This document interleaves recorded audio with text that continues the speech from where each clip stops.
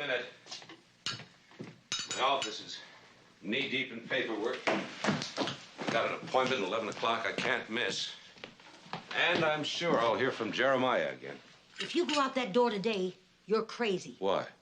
I just read your horoscope, and it's a very bad day for Scorpios, especially if their moon is in Taurus. I don't believe in any of that. Well, why not? Because I'm a Scorpio, and Scorpios are skeptical.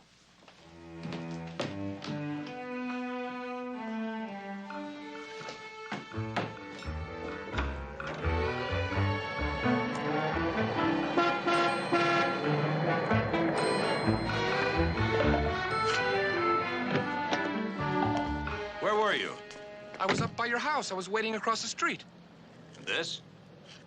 Where's my car? Well, sir, this is now your car. It's the budget cut. Now, the gas savings alone. All right.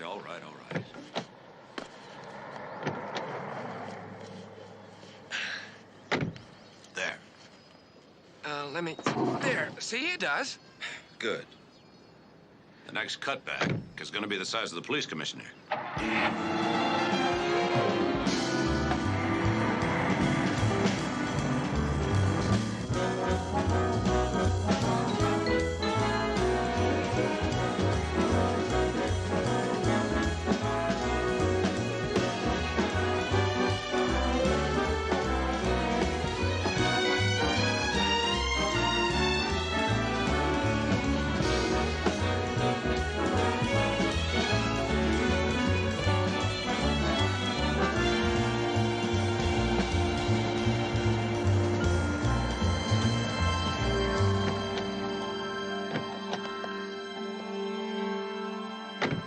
Well, sir, we're a little bit early, but there he is. Wait here. I told him I'd meet him alone.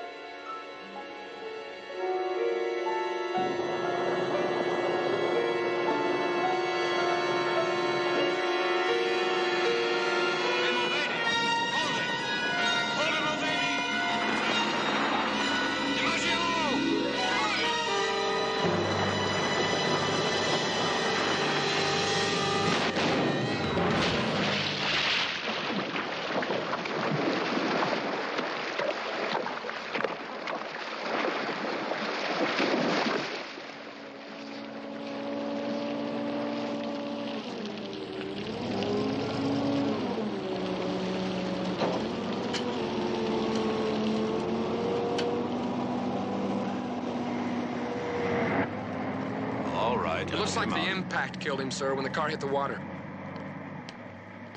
Anything unusual found in the car? No, sir, just an empty briefcase. All right, let's get over to Patterson's Your office office told me right I'd now. find you here. Hello, Marietta. Don't you hi Marietta me, we're late. Late? Yes. Didn't the mayor tell you? No. He told me I was to drag you there if you didn't come of your own Marietta, free will. I'm investigating a murder. Murder of the city, that's what. DiMaggio, DiMaggio? No relation. get the mayor on the phone. Yes, sir. Everybody's Marietta, there. you see that wet car? 200 We just pulled it. people I are don't waiting care if there's for you. 2,000. Sir, the mayor. Bill, Tell him I'm here. will you tell Marietta Galway I can't possibly... Of course you can. You can do anything you want to. You're the commissioner. I can't. The key witness against Patterson just went in the drink. Oh, Bill is a dear, but just hang up. Shh. Then get the deputy mayor to take her 200 problem. people are waiting for him. Bill, listen. DiMaggio. Must be a member of the... All right. Oh, Stuart, come on. I've got the taxi waiting. DiMaggio. Yes, sir. I want that car checked in the lab from stem to stern. All right, Stuart, you're a dear. And pick me up. You bet. The impending destruction of the historic old Sanders Street public market to make way for a police station. Oh, I'm very happy to present Commissioner Stuart McMillan, our police commissioner. No, I'm not. It's all his fault. If the police commissioner hadn't thrust a dagger into the heart of the city and twisted it around. Commissioner Stuart McMillan. All of you love San Francisco, old San Francisco, and so do I. But new San Francisco is rising like a fine souffle. And you can't make a souffle without breaking eggs. But you don't need to break the hearts of all.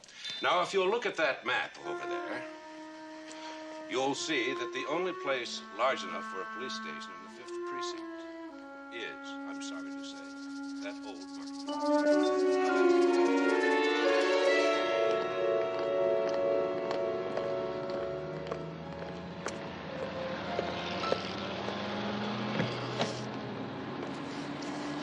Patterson's office, right? Right. So how'd it go?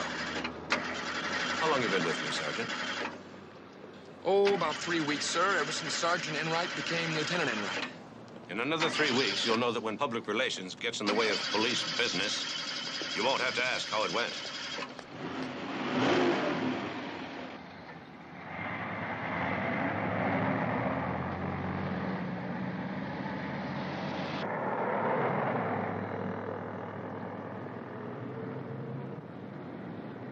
At 11 a.m. I was in this office meeting with some architects, 5 or 6 of them. No doubt. And you probably had to ask them the time while you were taking a pill or making a call to Mexico City. Patterson, I want to know where you were all morning. 10 o'clock, 9 o'clock. Did I hear wrong? I thought you said Mulvaney drove into the bay at 11. Mulvaney was killed earlier. The car was rigged to take a dive. You're kidding. You're not kidding. You're the one he was going to testify against. You're the only one with a motive. I'm the one who wasn't there. I've got the car in the lab. If the lab says the car's clean, then Mulvaney took the dive on his own. He was depressed. On the contrary, Mulvaney was feeling quite social, ready to party with 23 guys. The grand jury investigating you. Crooked building inspector murdered before he could pull the chain on a crooked contractor. How does that grab you? Relax, Commissioner. Have a touch of the grape. Then go out, figure how I pushed Mulvaney in the bay when I was here 5 miles away. Hey, don't get sore.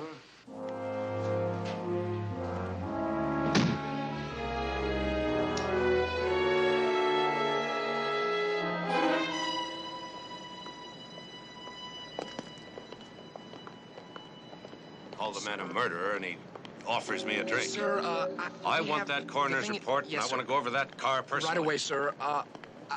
Where's my car? Well, sir, that's what I was trying to explain to you. We don't have it. It was stolen. It was stolen. Yes, sir. Where were you? I went for pizza.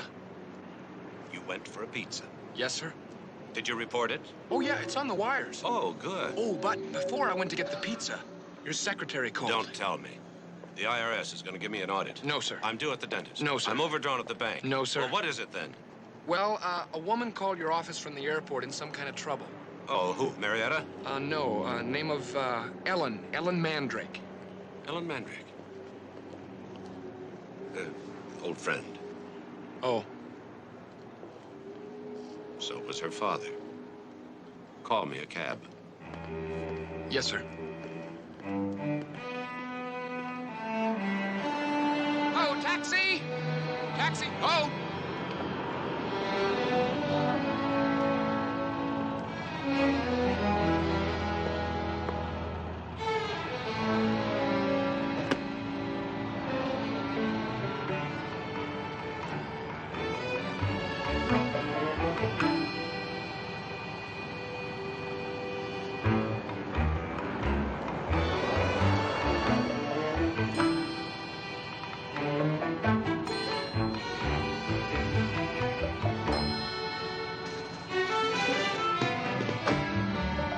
Bye.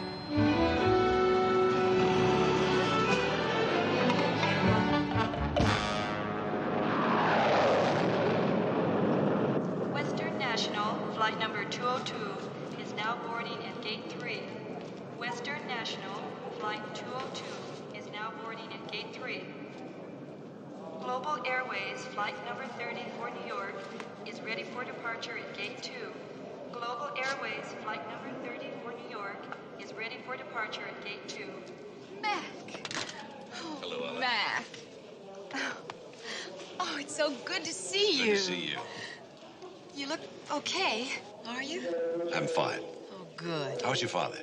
Oh, he's just fine. He talks about you every now and then. You know, I think you were his favorite student. I know he was my favorite teacher. Oh, he'll be so pleased that I ran into you. What a coincidence. Coincidence? My secretary called, said you were in trouble. No, having trouble finding a hotel room. Oh. I'm in town for a trade show, and, well, I thought maybe you might have some...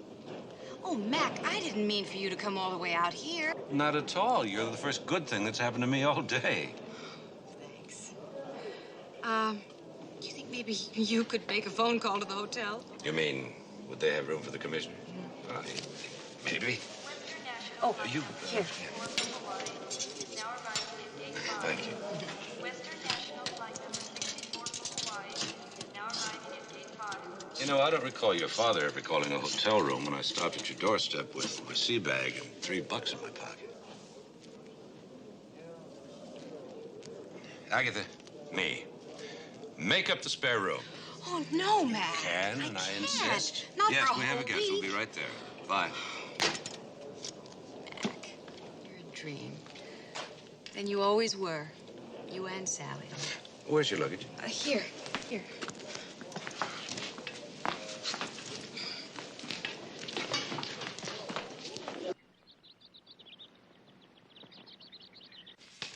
He'll be here any minute, bringing in a house guest. Good. He needs keeping busy. Yeah, I think you're right, Agatha. But you know, I never noticed him down or anything like that. You won't. You know, I've been here over a year now. Since a week after Mrs. McMillan, the plane crash. And you know, you'd never guess how he felt unless you came on him and he thought he was alone. Well, I think he's coming along just fine. Shh, I think he's here. Who's that, Charlie? Who's coming along fine? DiMaggio, sir. I think he's just about broken in. Well, he only had my car stolen once. Ellen, this is Charlie Enright, once my assistant. Agatha, do? my housekeeper. Hello. Ellen Mandrake. Come on, honey. I just put some fresh straw on your nest. Come on. Agatha. What a lovely room. Between us, the other bed's more comfortable. What happened to the commissioner's other housekeeper? Oh, my sister Mildred. She inherited a diner and moved east.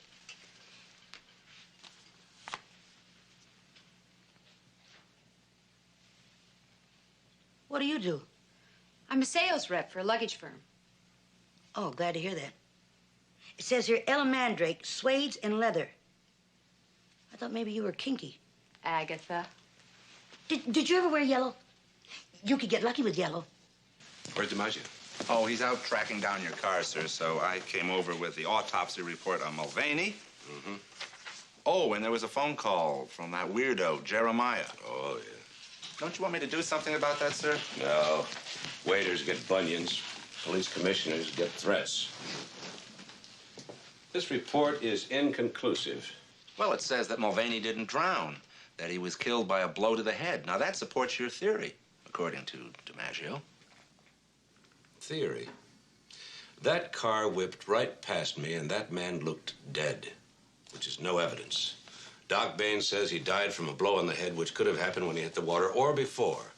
And unfortunately for my theory, the crime lab says the car was not rigged. Absolutely normal. But you and DiMaggio saw the car start up, drive toward the water, with no one around it. Which, added to an unrigged car, means that Mulvaney was driving. Now, how does a dead man do that? How did Patterson manage it?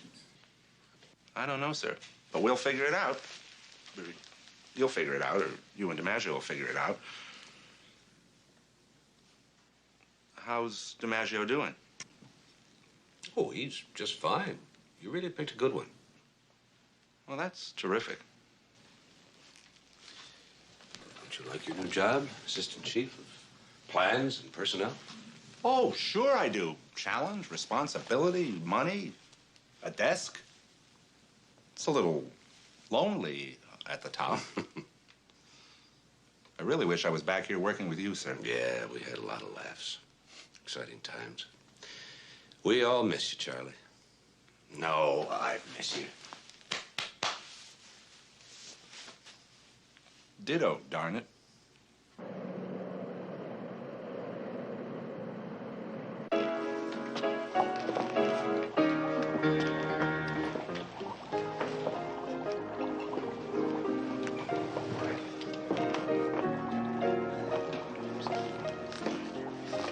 George, Commissioner, having fun? congratulations. You guys did a first-rate job.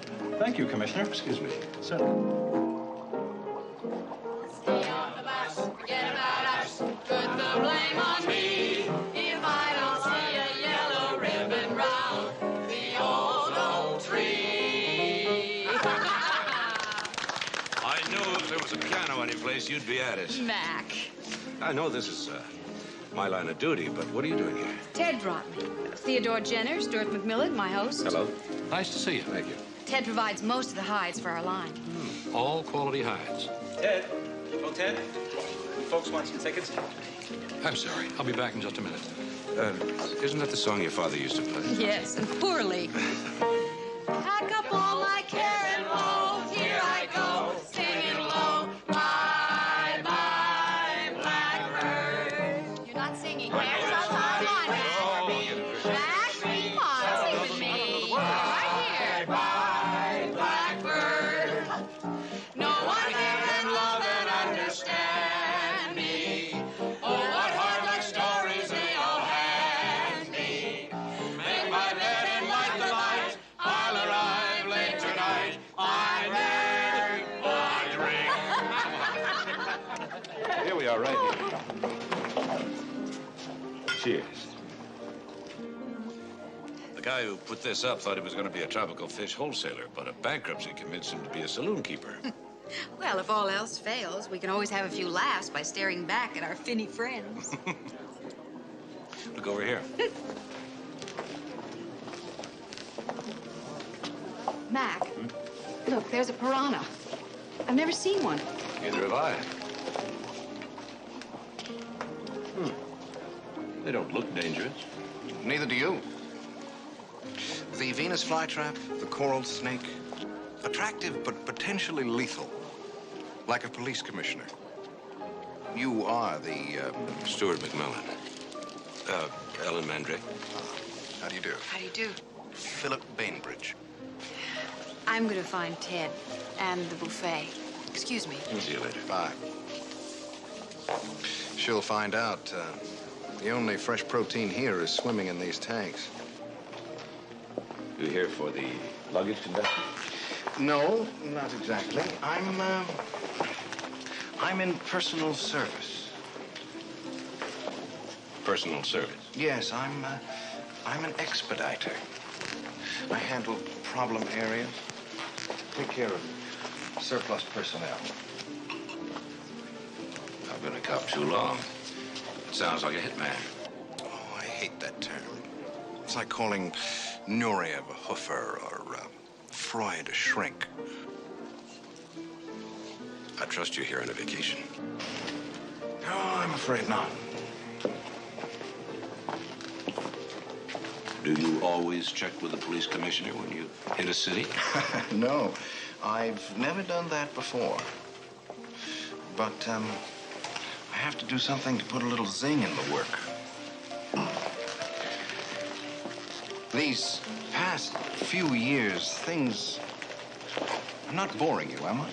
Not really. Of course, some of the challenge comes from what we used to call in platform diving the difficulty factor of the target. And who is the target? But then I don't suppose you'd care to tell me who that is. Why not?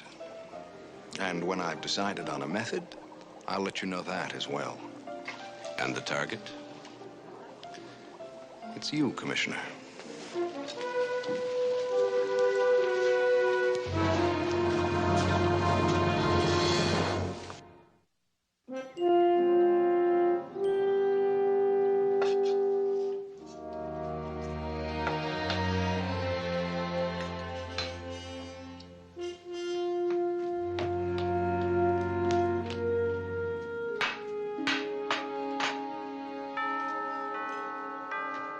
Will somebody get that?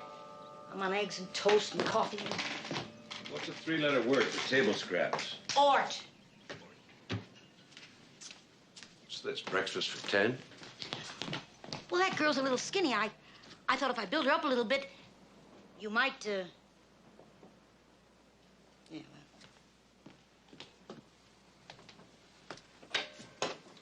Yes?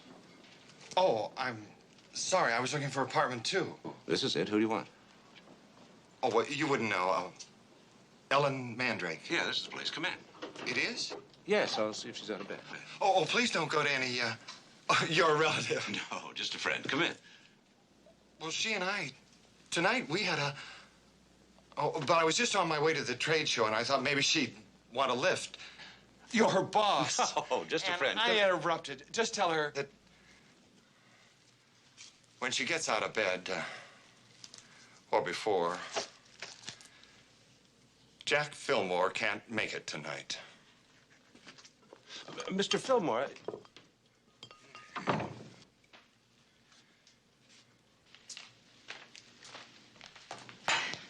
Morning, Mac. Agatha. Good morning. Thank you. Did you sleep okay? Bed's marvelous. Oh, a man named Jack Fillmore just came by. Said to tell you he can't make it tonight. I left this address at his hotel. He was supposed to pick me up. And you also forgot to tell him that if a man answers, don't go away mad. Oh, dear.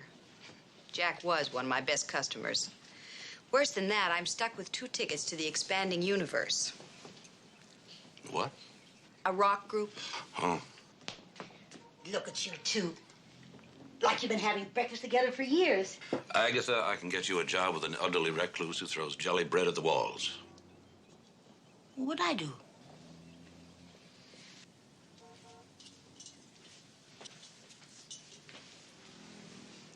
Mac, you wouldn't happen to be free tonight about 9 o'clock?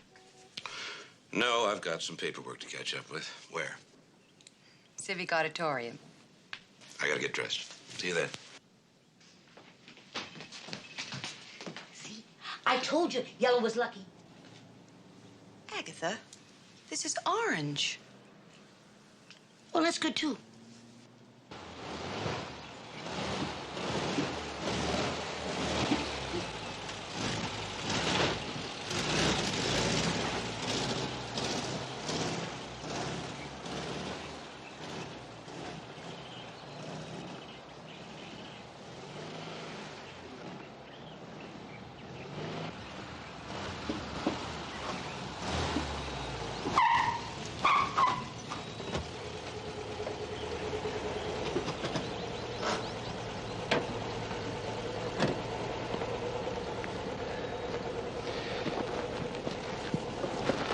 The Howland Building.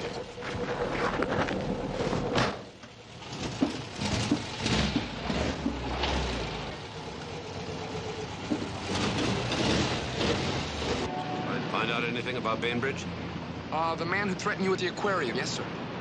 No arrest record anywhere we can find. Yeah. Probably just another harmless crank. I'm afraid not, sir. No arrest record, but Scotland Yard tried. So did Interpol and the police in Miami, Houston. Well, if there's no arrest record, then why? Well, apparently when things happened, he was around. You know, in Manchester, when that milling magnate fell into the machinery, he was working in the plant. And then he was water skiing in Nassau when that French ambassador, what's his name? Oh, Duval. Duval, right, when he was cut in half by a drawbridge. And then the poisoning in Minneapolis, an electronics man.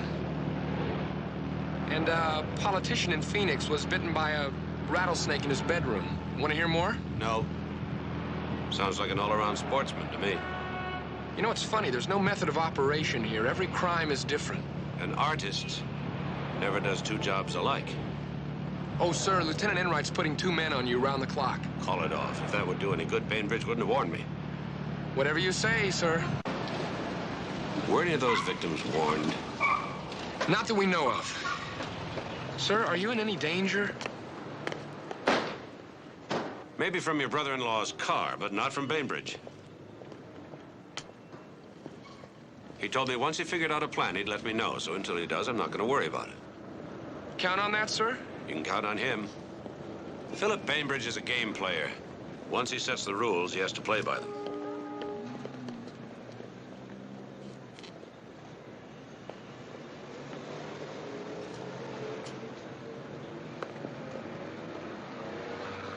I got tenants waiting to move in. And it's costing me $6,000 a day to carry this building empty.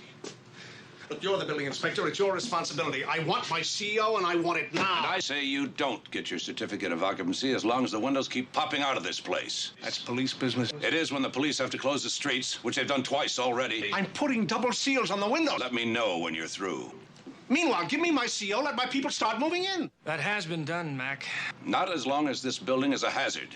Yeah, and not as long as it happens to be owned by somebody you've got it in for, right? You think that I put Mulvaney in the drink, and it bothers you that I was across town when it happened. I'll tell you what. You start with your seals, street side first. So what are we talking about? Thursday. All right, so we have a meeting Thursday. Get your safety people here, and if everything's satisfactory, he gets a certificate. Fair enough? Thanks a lot.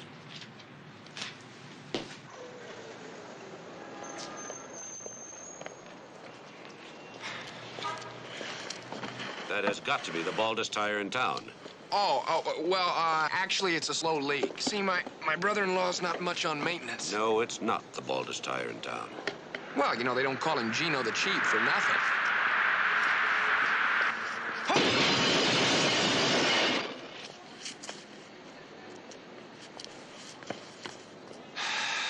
What kind of insurance does Gino have? Oh, the best. My cousin Tony's a great salesman.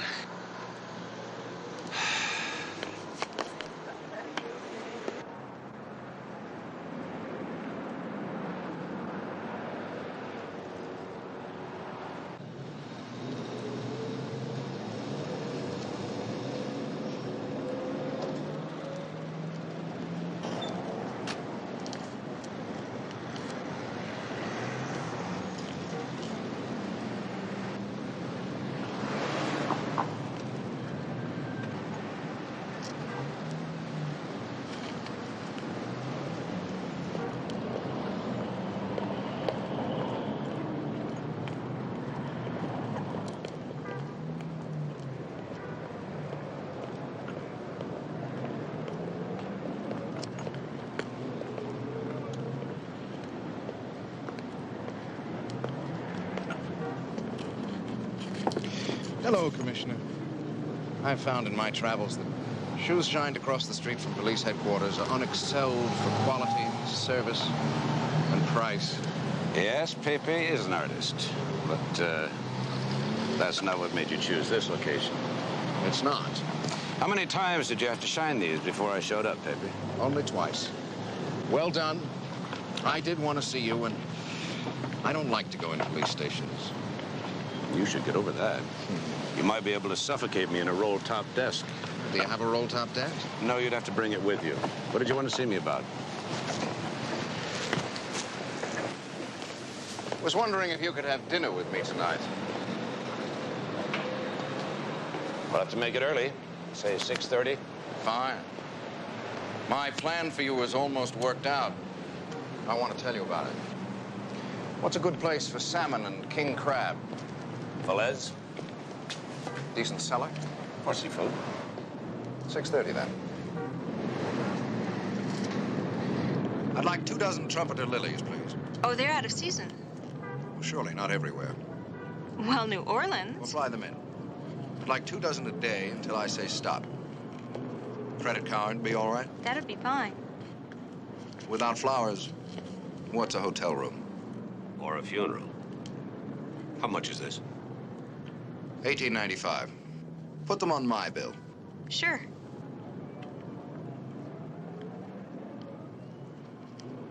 $6:30.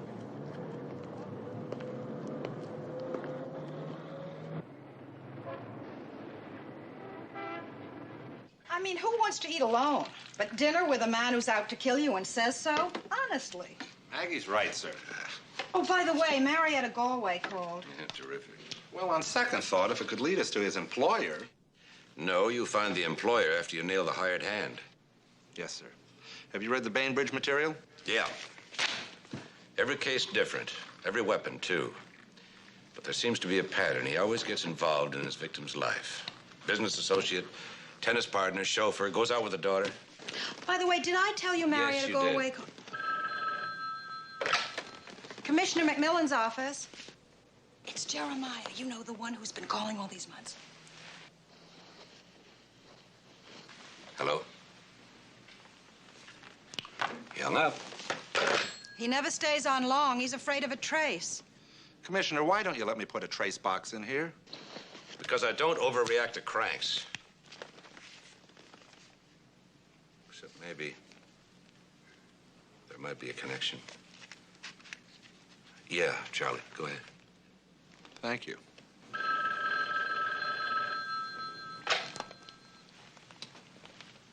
Hello? Oh, yeah, Max. I'll be right there. Max Braun from the crime lab says he found something in the car they fished out of the bay. Do you think if I asked Bainbridge nicely, he'd put my contract on hold so I could put a nail on Patterson? Maggie, are you thinking what I'm thinking? He's never been up against anyone tougher. Well, we can't let him go out there alone. And he'd never let us. So we don't ask. Does DiMaggio work nights? He does tonight.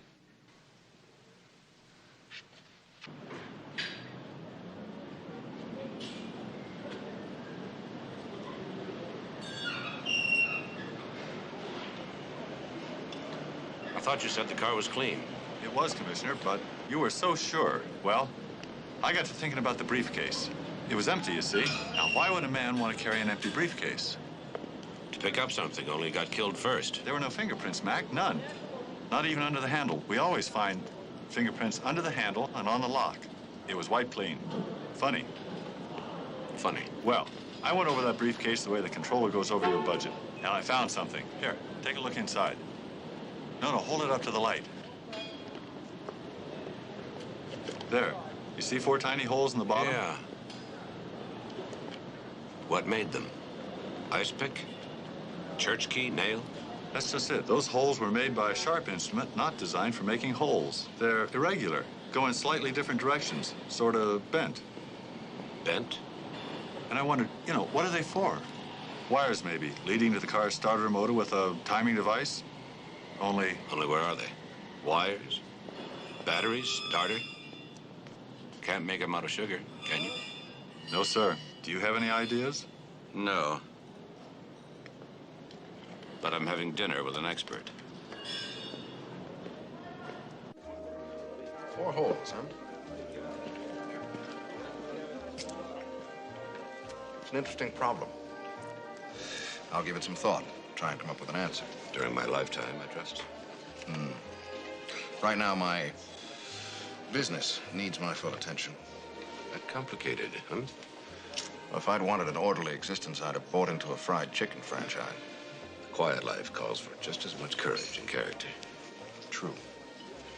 My admiration is boundless for the man who day after day can look tranquility in the eye. Why put this splendid Batard Montclair in the hands of an imposter? Beg your pardon? Isn't that Sergeant DiMaggio, then? No relation. If you ever play this part again, try to present the pulled cork with the bottle. Thank you. Really, Commissioner? Did you think I was going to poison you over the cafe filter? I mean, he wasn't my idea. Although I do vaguely recall a man killed by an exploding espresso machine. You should recall that clearly. We were sitting at the next table. You do your homework. You bet. Well, shall we dispatch the sergeant for a bottle of Chateau d'Yquem 55? You have a generous employer. No, I'm simply trying to pick a wine suiting to the challenge. Very flattering. Are you trying to blush me to death, or is it something else? Okay. Your plan. I thought you'd never ask. It's going to be a first for me, Mac. And I find the prospect exciting. I'm going to kill you in self-defense.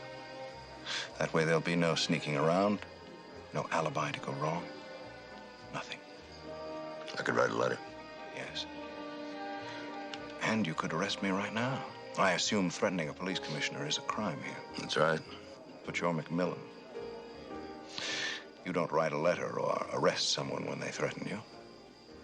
You have pride. Too much pride. Too much pride to let you get away with it. You're not going to let me get away with anything, Mac. But I am going to do it. No way. That's it. 2 men, each determined to win the game, and for high stakes. On both sides. Let's toast the winner. Sergeant, the wine list, please.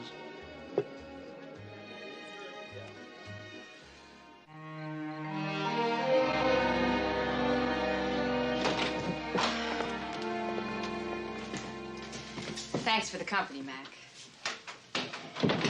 You know, you weren't very good company. I know. I'm sorry. Was it the music? No. Me? No, it wasn't you, Ellen. I'm just a little preoccupied. Police business. Well, I guess I can't do anything about that. So, I'll say good night. Good night. See you in the morning. Well, did you young people have a nice time? Did you? She's in bed already? Well, couldn't have been an evening for the old memory book. Why would a killer tell his victim of his plans? Listen, I don't ask you about the washing cycle, so don't give me your cops and robbers stuff. Agatha, I can't find my nightgown. Now you're talking. Agatha, did you? Did I what? Did you put her nightgown in my bedroom? You know, if you put your mind to it, you could have a dirty one.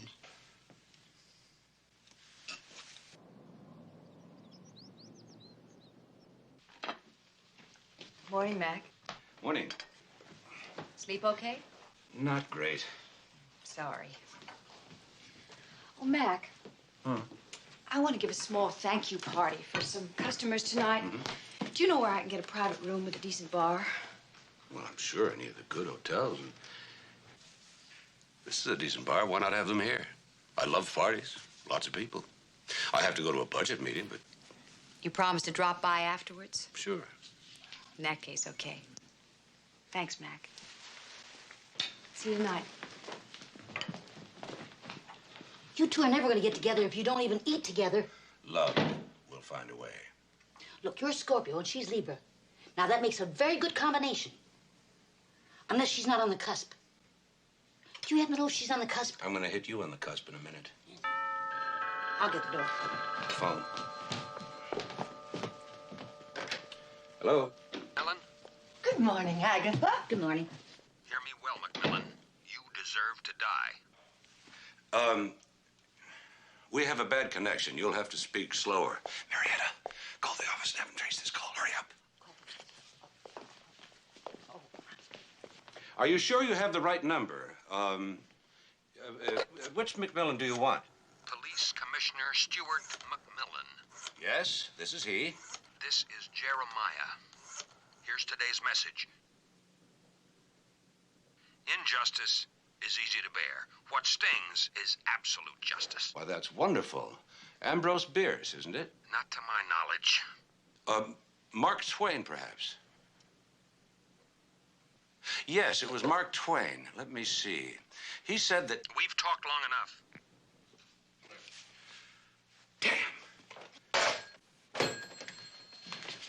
The report will go to your office. Good.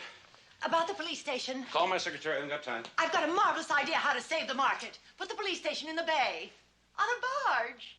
That's wonderful. Agatha, get her some coffee. Cream and sugar.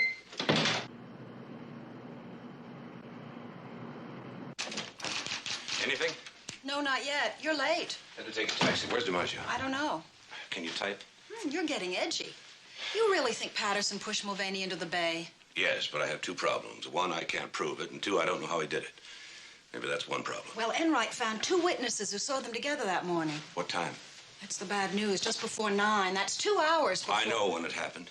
Any other calls? Ah, you are edgy. No other calls. Did Philip Bainbridge call? No. Damn. That bothers you? Yes, it bothers me. Yes? Jeremiah, sir, I got the report on him. Let's go. Where to? Berkeley, sir. Berkeley. This Jeremiah guy turns out to be an English professor by the name of Charles Whalen. What's his beef with me? Bad grammar? No, sir. His son was picked up about 6 months back on a suspicion of robbery, and it seems he hanged himself in his holding cell. Well, I could unhinge anybody. I know, but why blame the police commissioner? Well, who's he going to blame? The fire commissioner? What can I say? I'm sorry. I am truly sorry that it happened. But it's over. I mean, it is over. Now that I see you, you're a person, not just a name, a voice. No, it's all over with. But you see, I did have this compulsion.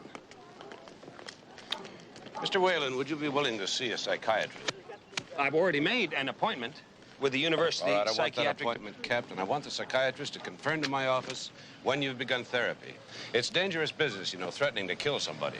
Well, I didn't do that. Oh, I couldn't.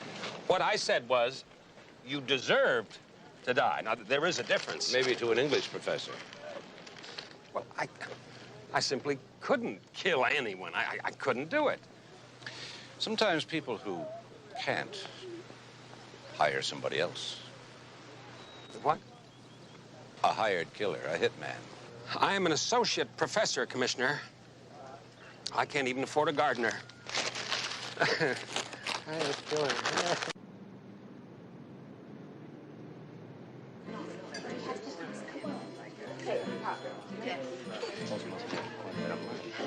don't know about that.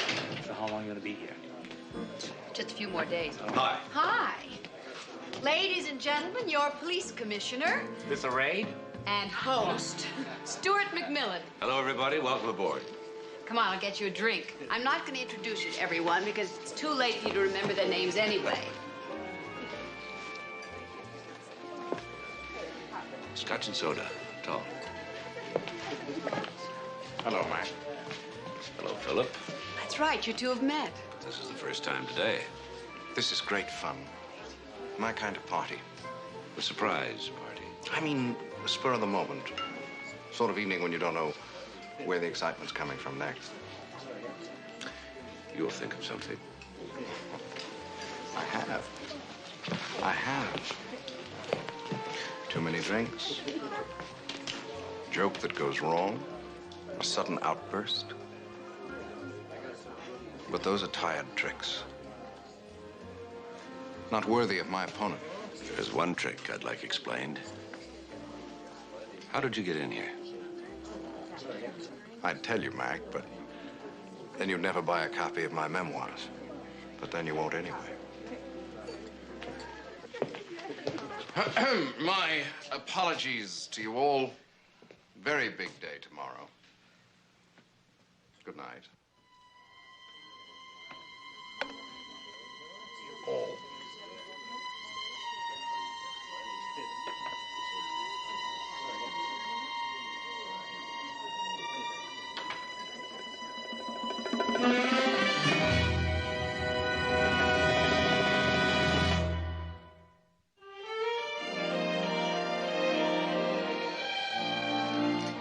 Some party last night.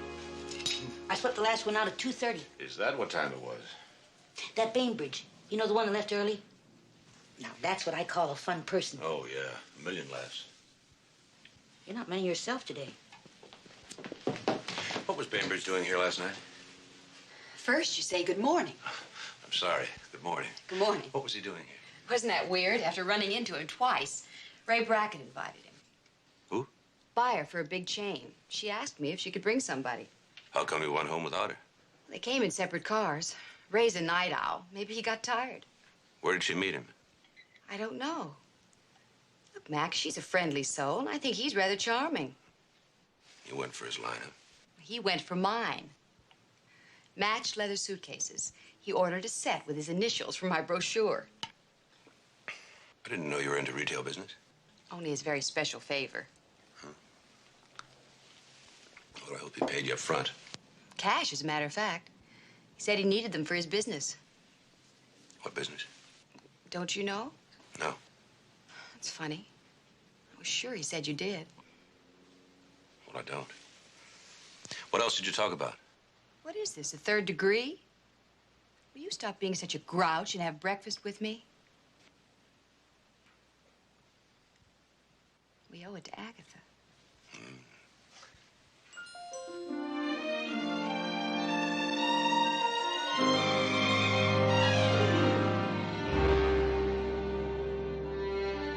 A set of matched luggage? Well, a killer would need a complete set. It's not like the old days when you could stuff a whole body into a steamer trunk. Sergeant DiMaggio. Sorry, I was just thinking out loud. If he was planning to pack me in suitcases, would he order them with his initials? He's got a lot of style.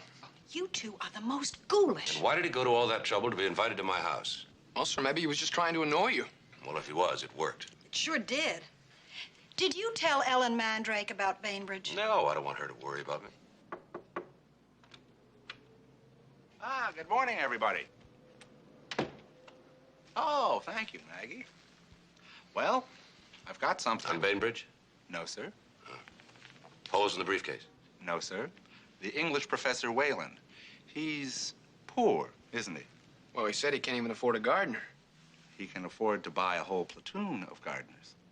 Oh, I think he's harmless. Maybe, sir, but he's also rich. Not much money in the Berkeley account, but $300,000 in a San Francisco account and over $500,000 in securities.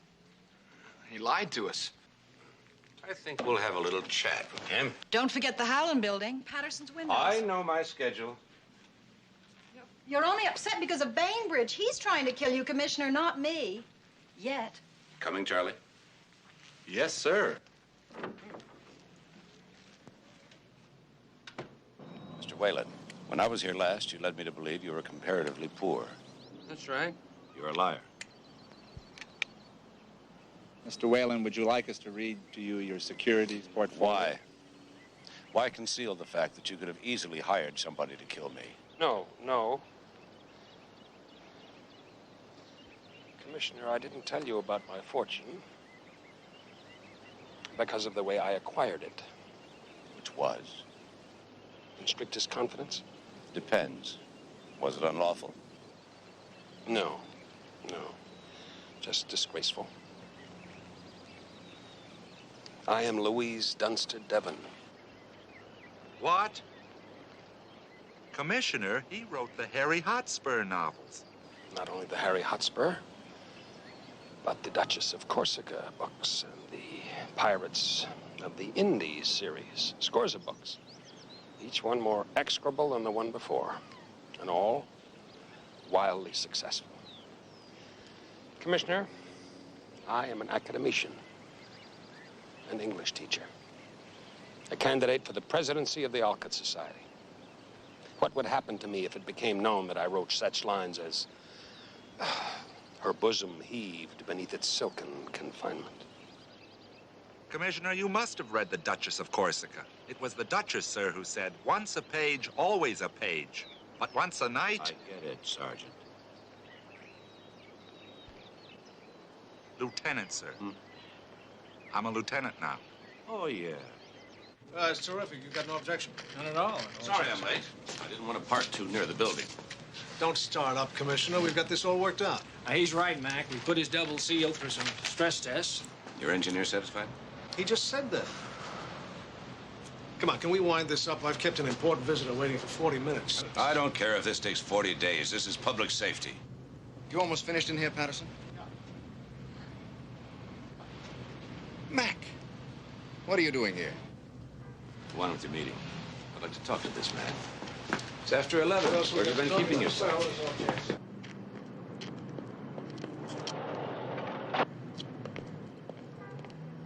What the hell are you doing here? Placing my banderillas. This far west of Madrid? Before the matador begins his cape work, the bull has to be enraged. broken down a bit by a series of thrusts with long darts. It's painful, maddening, but not fatal.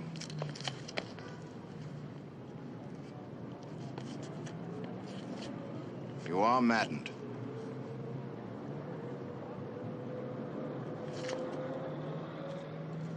Brave bull. Olé. Perfect. I almost wrote the headlines myself. Crazed police commissioner attacks visitor. In front of witnesses. You said it. I suppose you know enough karate to throw me over the side in self-defense. I might have. Well, then why didn't you? We haven't gotten to that yet. First the cape work, then the banderillas, then the picadors, then the muleta and the sword. Have patience, Mac. We're getting there.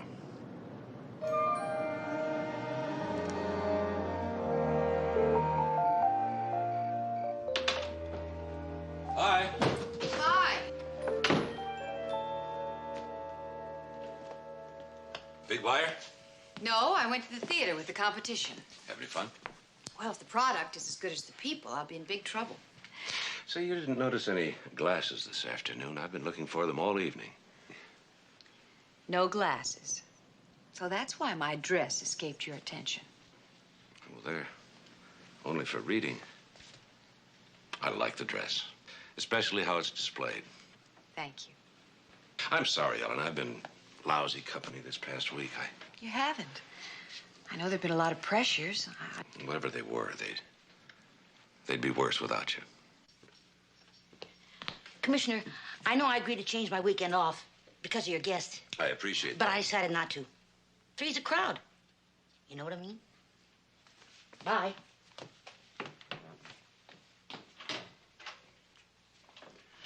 Where were we? I don't remember, but let's not start with square one again. Excuse me. Why don't you make us another drink? How about square two? Hello? Commissioner, this is Charlie. What's up? Well, I'm sorry to disturb you at this hour, sir. It's, well, we had a tale on Philip Bainbridge tonight. And? Is Ellen Mandrake with you? Yeah, why? Can she hear you? No. Well, sir, Bainbridge went to the Schubert Theater tonight. He met Ellen Mandrake there. And, well, they walked down the aisle together and they sat in adjoining seats. Are you suggesting she's an accomplice of his? No, sir, I'm not suggesting anything. Because it's out of the question. I don't know what went on at the theater, but the idea of her working with him's impossible. Well, you know better than me, sir. Good night.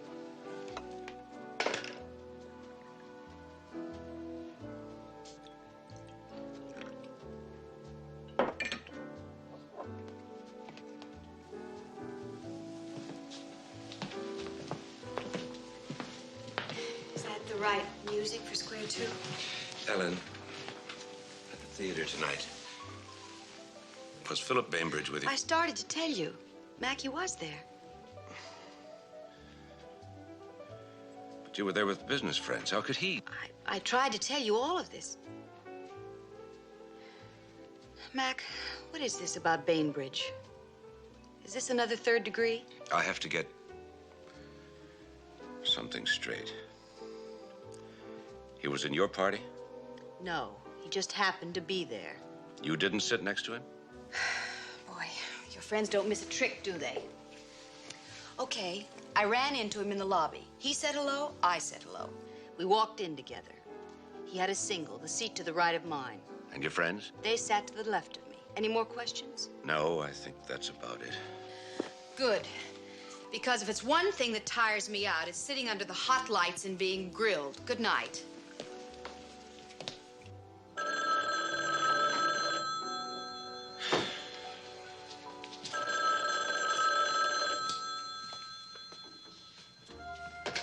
Hello. Hello, Mac. Philip here. Did I catch you at a bad time? Very. Well, I won't keep you then. I just wanted you to know that it's time. What? We've done the banderillas and the muleta. It's time for the sword.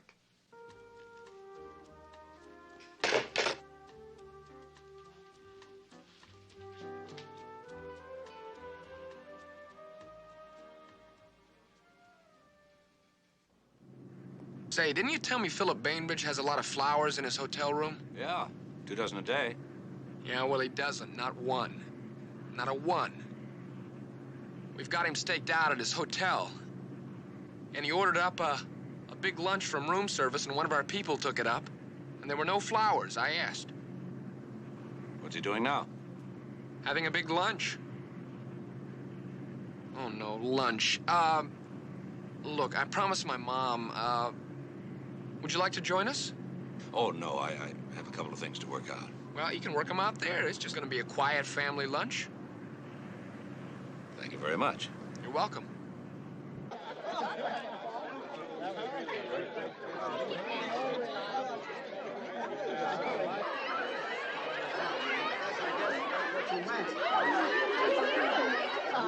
Get you some more vino, Commissioner? Oh, no more. 2 dozen a day. 2 dozen a day. Yeah. 2 dozen a day. Is anything wrong, Commissioner? No, Mrs. DiMaggio. Mrs. DiMaggio, I must apologize for not giving this splendid meal the attention it deserves. My mind has been elsewhere through no fault of any of yours. My cup is empty, but my gratitude overflows, and your generous hospitality will remain with me, and your son, too, I hope.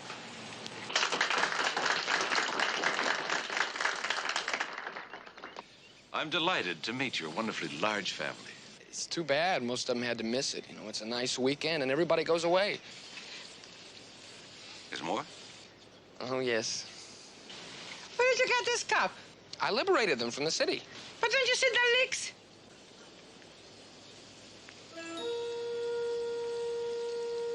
That's it. That's the answer. Ah, to Bainbridge's flower. No. Get the car. Mrs. DiMaggio, may I use your telephone? Anytime, please.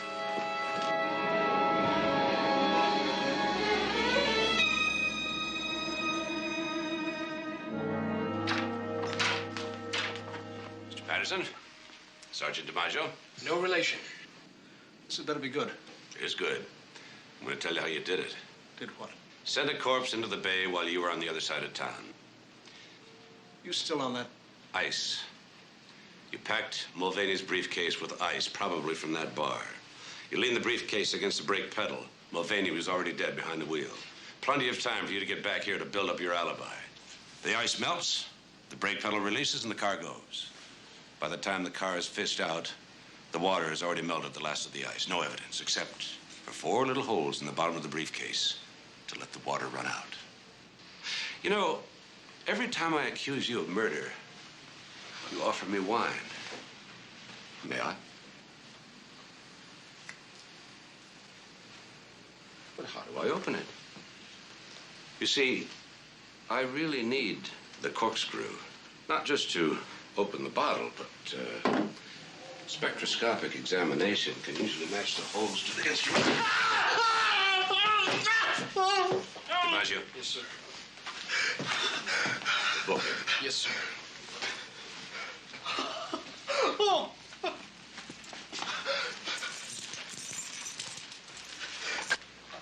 So you figure he hired Bainbridge? I figured it out. He does his own killing. Well, yes, sir, I know, but you're kind of special, sir. I mean, the police commissioner and all. Hey, can spectroscopic examination really tell?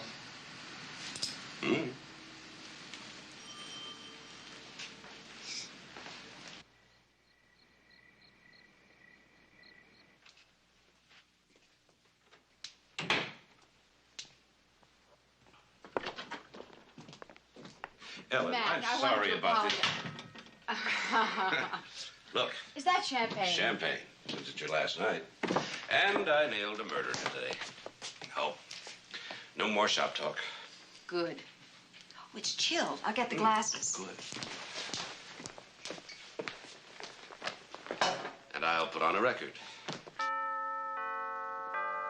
no, I won't.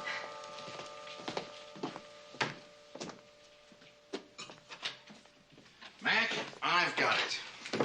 Ice. Fill the briefcase with ice. Put it on the foot brake. It melts. The holes are so small. I know. Killer's in jail. Good. I'd hate to have the solution die with you. Would you put these down, please? Anywhere will do. After all that planning, come in here and start blasting. No. It's going to be just as I said. Self-defense. You lost me. You went mad when your girl left you. For me. My girl? What girl? Her, Ellen Mandrake. She's not my girl. She's been staying here. Doesn't mean anything. Who would be more vulnerable than a widower of barely a year? Naturally, a man in your position has to be discreet. Mac, I don't know what he's talking about. I don't even know him. Bear with me a moment. It's a lovely story. I'd like you to savor it with me, Mac. If only briefly. Very good.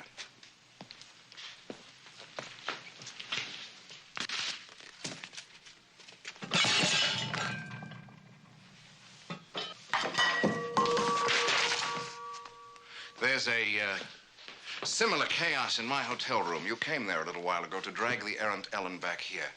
We fought. Did we? Oh, yes. The scrap started when you found her nightgown there. And I blamed Agatha. Oh, and during the fight, did I lose a pair of glasses? And some people say cops are dumb. But let me continue. I followed the two of you back here.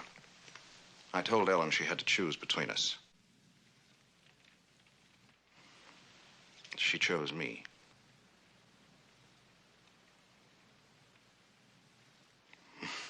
You, Mac, went berserk, as you almost did on the terrace of the Holland building.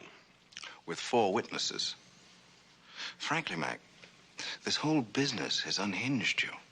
Sending policemen to spy on me with the lame story that I told you I was going to kill you. Unbelievable. But if you were losing your girl, only a year after losing your... What about the party? You brought another woman here. Well, it's a cover-up, naturally. I don't escort your girl to your place. And when you sensed what was going on, you sent me home. Just when the party was beginning. Poor sportsmanship, Mac. Quite unlike you. A small point. I took Ellen to the theater. I didn't go. We came together, we sat together, we left together. What about the tickets? They were bought separately indeed. And if it comes out, people will say, how sly of them to have arranged it. Then there's the matter of the flowers that I sent to Ellen. I must have been deeply smitten. 2 dozen a day. And out of season. I didn't get them. No, but there were 2 dozen in the trash here every morning. The sanitation men may remember. You put them there. Of course. In any case, those will survive. And the florist's records will show. And the cards, of course. 5 of them. Each more amorous than the last. 4 to go in your purse. The 5th is in the box. And your gift to me, how generous. Matched luggage. Initialed. He paid. And he paid cash. That I did. But now it's time to move on to the last act of our little drama. I arrive. Ellen chooses. Mac, half crazed, threatens me with his police 38. Have you noticed this is yours? Is it? Come on, Mac. You knew that. That's why you so calmly led me through my story. I found it in your bedside drawer. An obvious place. The obvious place, which set off an alarm in my intelligence center. I'm sorry, Mac. I took out the blanks you were kind enough to provide and loaded it with the real article. But I digress. We struggle for the gun. A shot goes wild. It kills Ellen. I'm sorry, Ellen. But as Mac put it, you can't make a souffle without breaking eggs. The second shot kills you, Mac. Deeply shaken, I called the police. What do you think? Needs work. Well, there is an element of risk. But then without the risk, where's the excitement?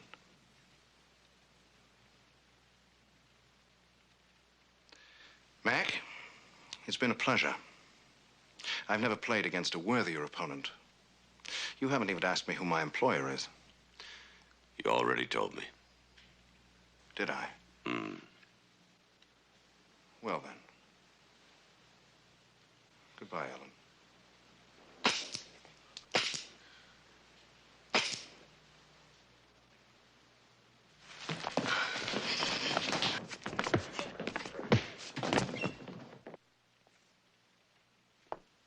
He can get some rest. We'll call the police later. Now can we have the champagne? Sorry.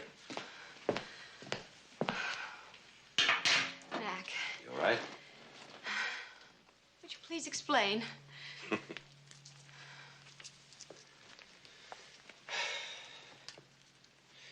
When I put the blanks in the gun, I ground down the firing pin.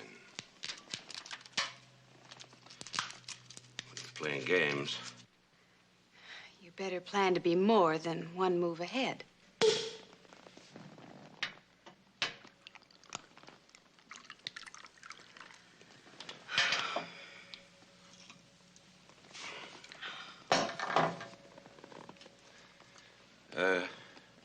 square three? Oh, yes.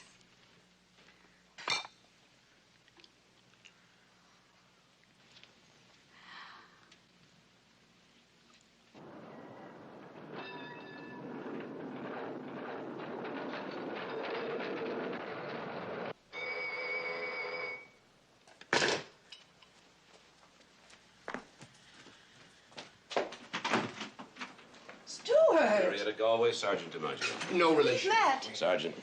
You have the right to remain silent. If you give up the right to remain silent, anything you say can and will be used against you in a court of law. You have the right to speak. Stuart McMillan, really? Why did you hire Philip Bainbridge to kill me? Whatever gave you such an absurd notion? From him, less than an hour ago. He reminded me that I once said you had to break eggs to make a souffle. Now, that's a bad line, I admit, but that's how I remember it. I said it once, only once at your meeting. Now, you and I are the only ones who knew I was substituting for the mayor. Only you could have tipped Bainbridge to be there to put the finger on me. Why would I do such a... I checked with the Commissioner of Deeds, Marietta. All that land around the old marketplace is yours. You stood to lose a small fortune if my proposals for the police station went through. Well, certainly I owned all that land around there. I put every dime I had into it 15 years ago. Everybody said I was a fool. Do you know how much that land is worth now? $2 million. Try 5. Do you have any idea what that means? Yes, having me killed.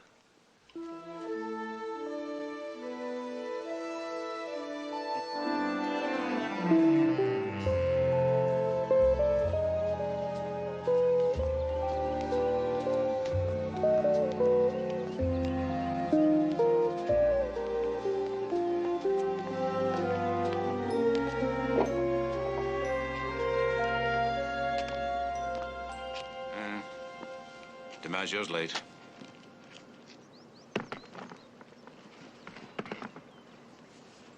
Mac. Thank you. The week ended perfectly. You mean with our little visit from Bainbridge? No. You know, you've got a lot of guts. I mean, you didn't even act scared when he pointed a gun at you. Mac, I've known you a while. Oh. I figured you had to be one jump ahead of him, and you were.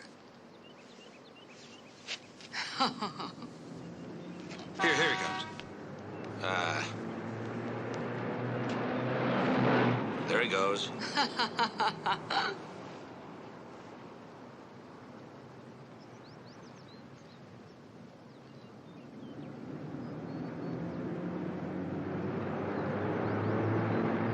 And there's the car.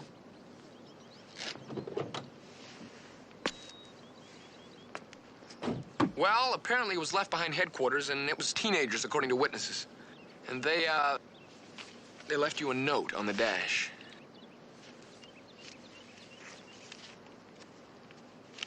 Dear McMillan, the city issued you a lulman.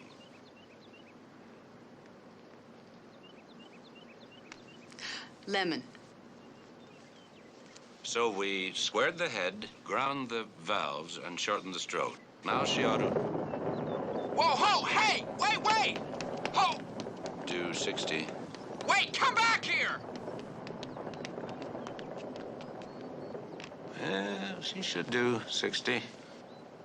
He'll be back. It'll take a while. So, with our compliments, enjoy yourself. P.S.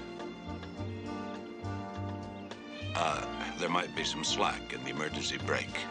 You want a cup of coffee? Yes. Sure you don't want a martini? I'm sure.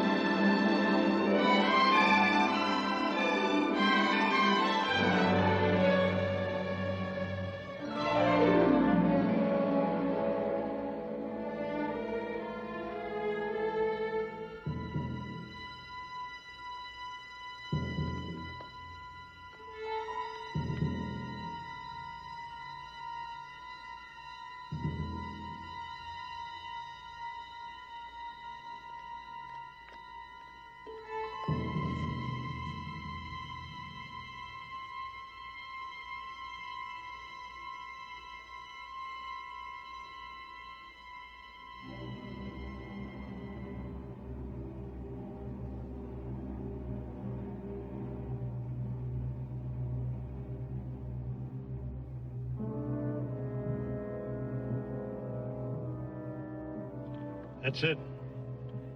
Everyone out? Everyone except our man. His window's on the 3rd floor next to the fire escape. What time do you have? 10 to 6, sir. You know, I'm worried if we wait much longer, we're going to blow this whole thing. Let's go in, take Shields now, and worry about Mr. Big later. Well, let's give it a few minutes longer. You sure Triggermundo said he'd be here? Trig's good. If he says Mr. Big will be here, he'll be here. Read me that message again. Tell Mother I'm okay. I won't be acting like a dope much longer. Tell her I deserve an award for patience.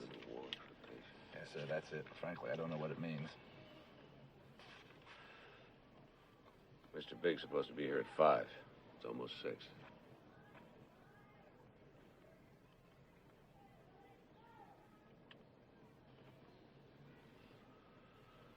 All right, let's go. All units, this is Inspector Hines. The word is go. Repeat, the word is go.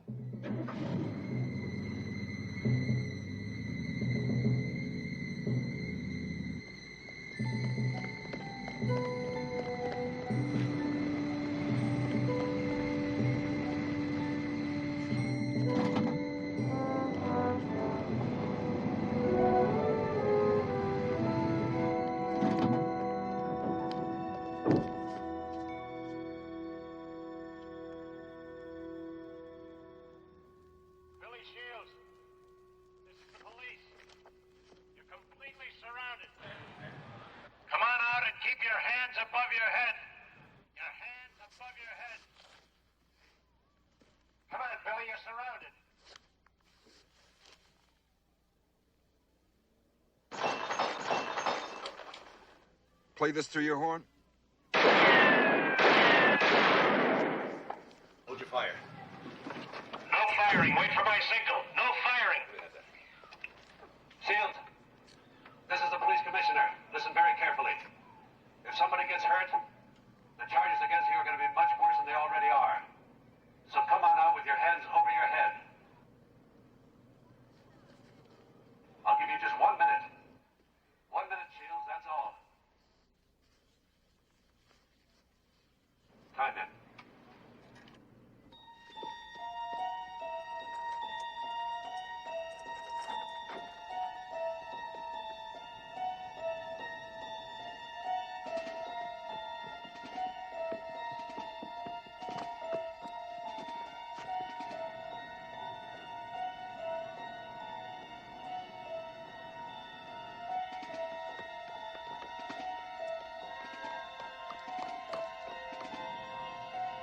30 seconds.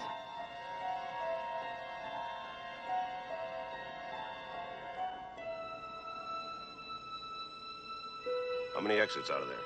Just front and back. They're both covered. Didn't there used to be a building where that parking lot is? Yeah, I think so, sir. 10 seconds left. Hey, wait a minute. All these buildings connect. Gentlemen, I think we're guarding an empty building. I'll check it out, sir. Wait a minute, Charlie. Take somebody with you.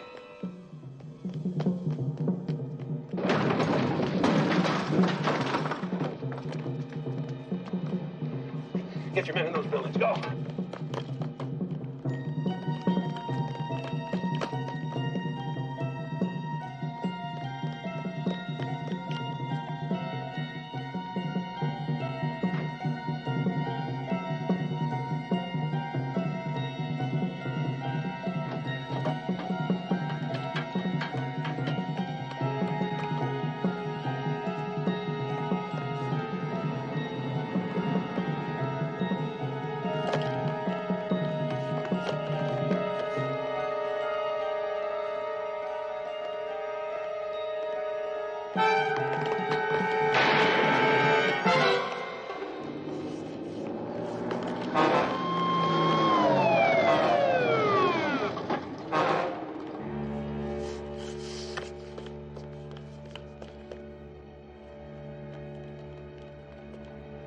Commissioner?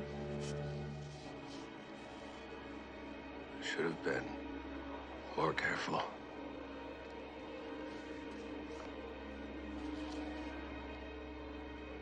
Commissioner! Commissioner? Hi, Charlie. You got hit pretty good, sir. I know. I don't know what to say. That's okay. Are you in pain, sir? Not too bad. Commissioner,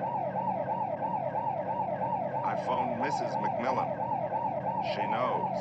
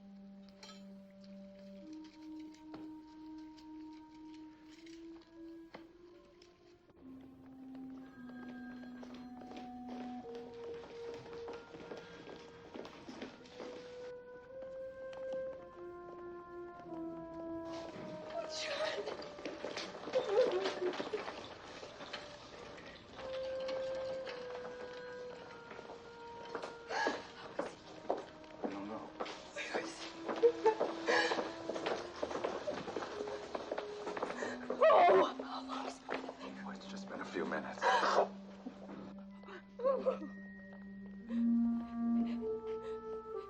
Haven't they said anything? No, nothing yet. Mrs. McMillan, this whole thing is my fault. It was supposed to be me, but he just pushed me out of the way. Charlie, don't make things different on yourself than they already are, okay? Okay.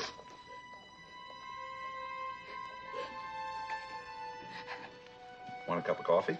Yeah.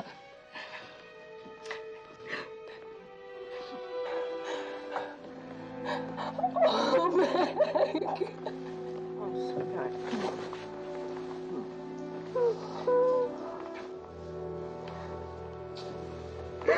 Oh, Meg.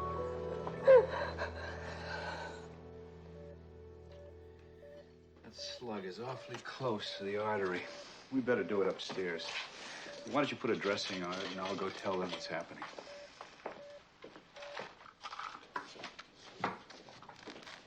How is he?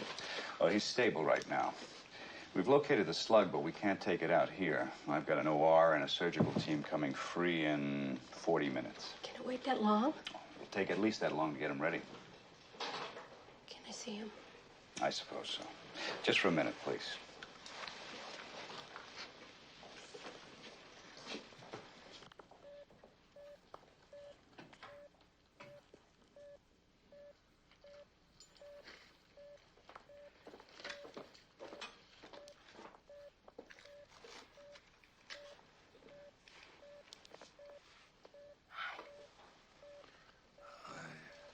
How do you feel?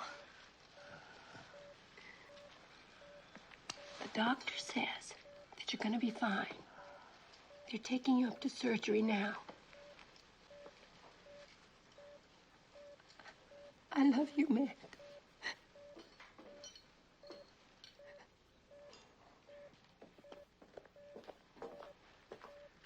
I'm sorry. Gotta go now.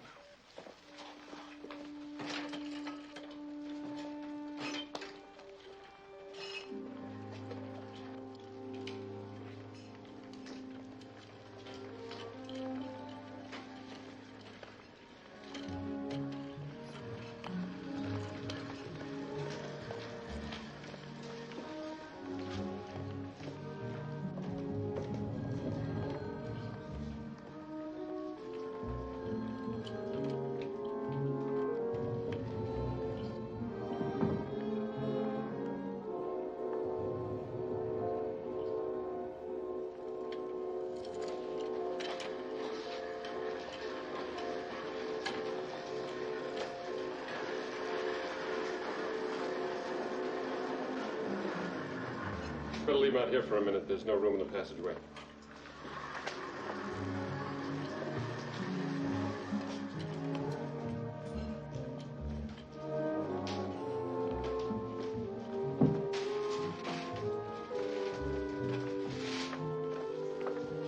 He's been given a pre-op. He should be out soon. Check the rails.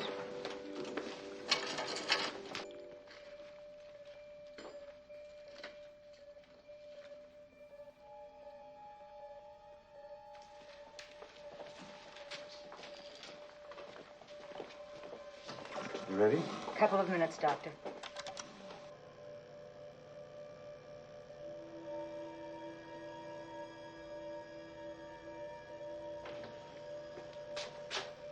They're not ready yet. You might as well shut down for a few minutes.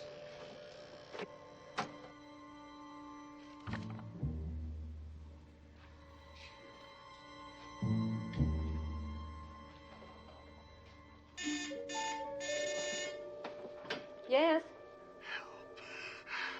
Room 440, please. I'll be right there.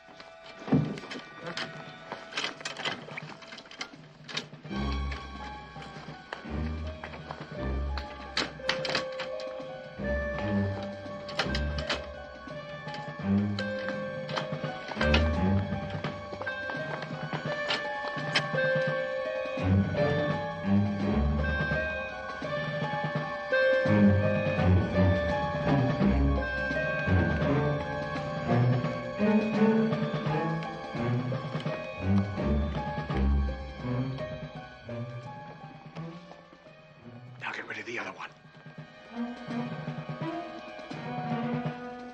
He's breathing okay. I'll stay with him a few minutes more.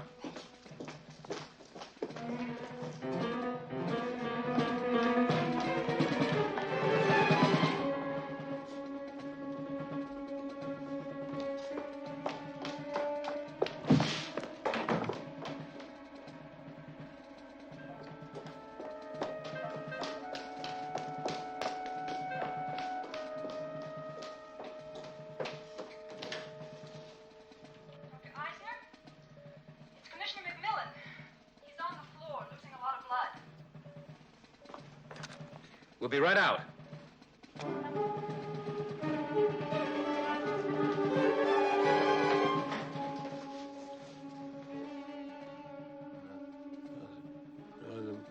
No. Just take it easy. It's all right. It's all right. Let's get him up on the table.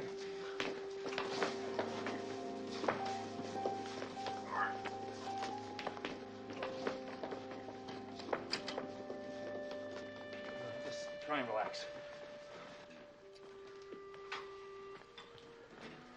I told you to check the rails. I did. They were in place. So why was he left alone in the hallway? Because they didn't want to block the inside corridor. Then you should have instructed one of the nurses. Doctor, I guess I'm going to report this to the board. We're going to take you in now.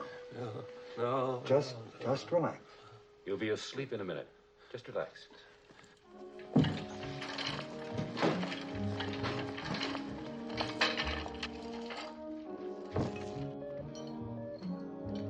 get the ID going. Take off the dressing. Let's take a look at it.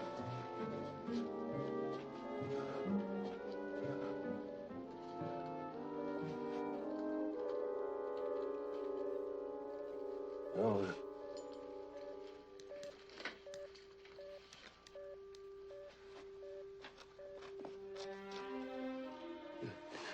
Look close. Call Enright. Young man in the hospital. Room. It's okay. 411. It's okay. It's okay. We're going to take care of you. You're going to be all right. Okay, go ahead. What did he want? I don't know. Something about call and write to the head man in the hospital.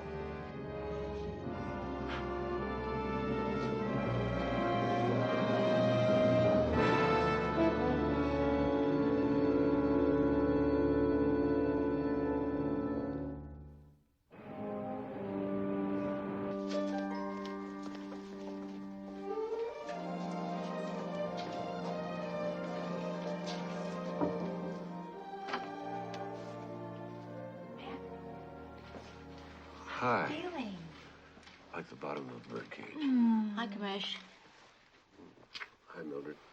Gee, you had us worried there for a while. I had me worried, too, but I'm fine. You were lucky. So was I. Are they taking good care of you here? Yes, Mildred, just fine. Good. I made you some soup. Thank you. Ought to get you back on your feet. Well, now I suppose you can tell us why the commissioner of police was on a drug raid. Next thing you know, you're going to be giving out traffic tickets.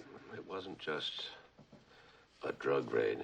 The head of the biggest dope ring in the state, a man called the Possum. Oh, hey, that's a cute name. Do you know who he is? We don't know anything about him. We haven't even gotten close. Anyway, he was supposed to be there. Oh, I get it. So you thought it would be nice for the top good guy to be on hand to greet the top bad guy, right? We've been after him for over a year. And then we got a break, a big delivery. So instead of a large amount of heroin, you wound up with a small amount of lead, right? Mac, Sergeant Enright is outside. What's he doing outside? Well,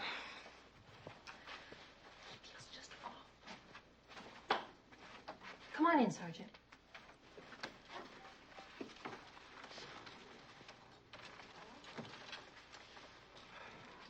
Hi, Charlie.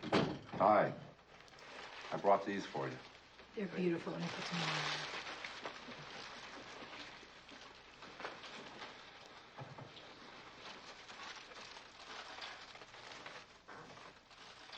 You're sorry. You don't know how to say it.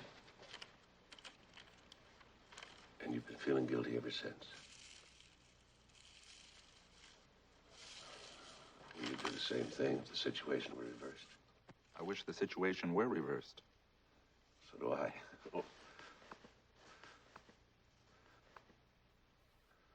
Sir, I just want to tell you that I'm Oh, Charlie, forget it. You were doing your job and I was doing mine, so that's all there is to it. Thank you, sir. Remember that the next time I burn your dinner. Bring me up to date. Sit down. No, thank you, sir. I would prefer to stand. I get very nervous when I'm sitting down in a hospital. Lying down in a hospital makes me nervous. Well, I know it sounds silly, but you see, sir, once when I was a kid, I was sitting down in a hospital corridor. And all of a sudden, this doctor comes by, and he stuck a thermometer in my mouth. And the next thing I know, I've got a fever of 104 degrees, and they've yanked my tonsils out. Well, unless they've grown back, chances are you're safe. Sit down. But I still have my appendix. Stand. Thank you. Now tell me. Okay. Sir, on 4 other simultaneous raids, we arrested 8 pushers, got some guns, and very little junk. You see, sir, they were waiting for Shields to make a delivery. What about Shields? Has he talked? No, sir, but his lawyer sure has. He's been screaming that there's no probable cause for the arrest. Probable cause? What is this? Chicken soup? No offense, Mildred. Just make sure it doesn't all leak out. You see, sir, Shields' lawyer was at the station house even before we got back there with Shields. That means that Trigamundo's cover was blown even before the raid. They were wise to us. Well, that's why the possum didn't show. What about Trigamundo? Any word? No, sir, nothing. What about the coded message? Well, I've got 2 boys working on it, but all they're coming up with is nothing. Mac, you only had surgery a day and a half ago. You should be relaxing. You're not supposed to be sitting around talking about police business. What did you say? You're supposed to be relaxing. No. When was my operation? Day before yesterday.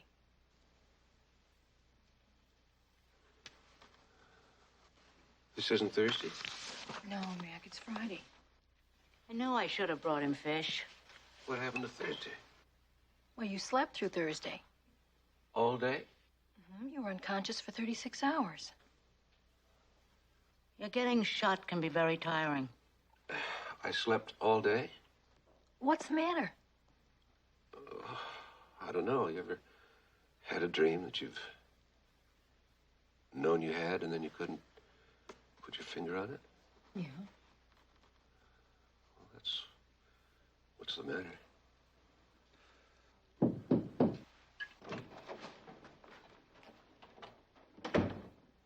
Commissioner, I'm Dr. Eisner. I was the surgeon for your operation.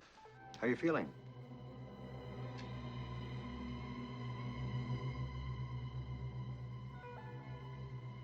Fine. Good. How are you today? Relieved. Yes, I should think. You know, that slug was very close to an artery. You saved the slug, I hope. Sir, I've already vouchered that in the ballistics lab. Oh, good. I'm just between operations right now, but when I heard you'd regained consciousness, I thought I'd look in on you. You know that scrape on your arm? I didn't miss with my scalpel. You had a little accident. Accident? Yes, I'm afraid it's a little embarrassing. Never seen so many flowers in my life. Who died? I guess if you're somebody really important, you don't have to die to get flowers. Commissioner, this is Dr. Vale. He assisted me in the operation. Commissioner? What's the matter? Oh, it's nothing. Wait a minute. Somebody did die. I saw it. I saw murder. What? Right here in this hospital. 2 men dressed in green.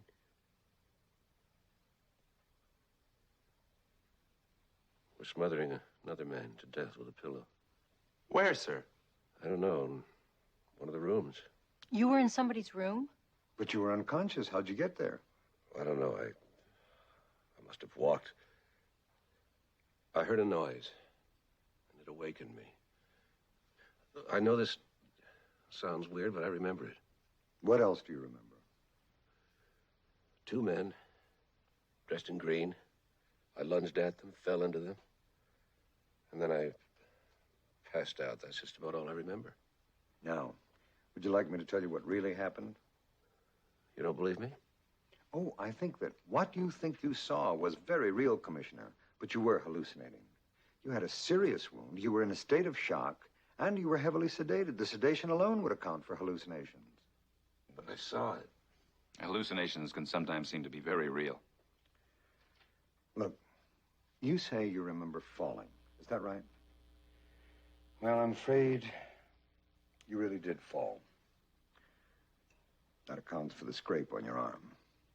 But you weren't walking into a room. You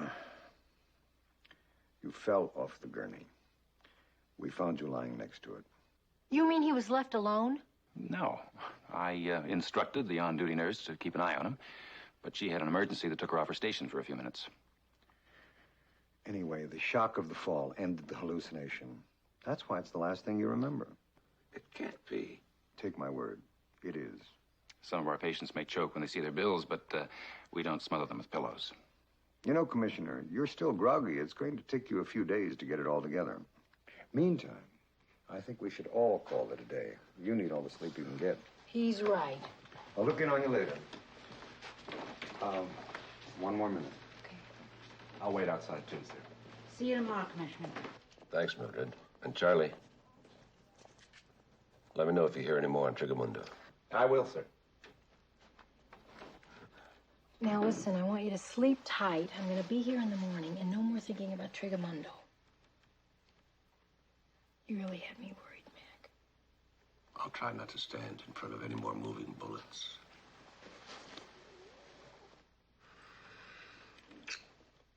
And listen, you, if you're going to have any more hallucinations, how about dreaming one up about me? Oh, I was thinking more of a long, willowy blonde. Well, why don't you go back to the one with the guy in the pillow? I'll see you tomorrow. Oh, and tell that nurse to give you back your wedding ring. I don't like you hanging around the hospital without it on. Oh, You really think you saw a murder, don't you, Mac? yes, I did. Well, then, as far as I'm concerned, you saw a murder. Now all we got to do is prove it.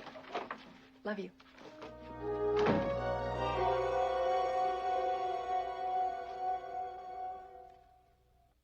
Dr. Baldwin, paging Dr. Baldwin. Report to emergency room. Stat. Hi, Roz.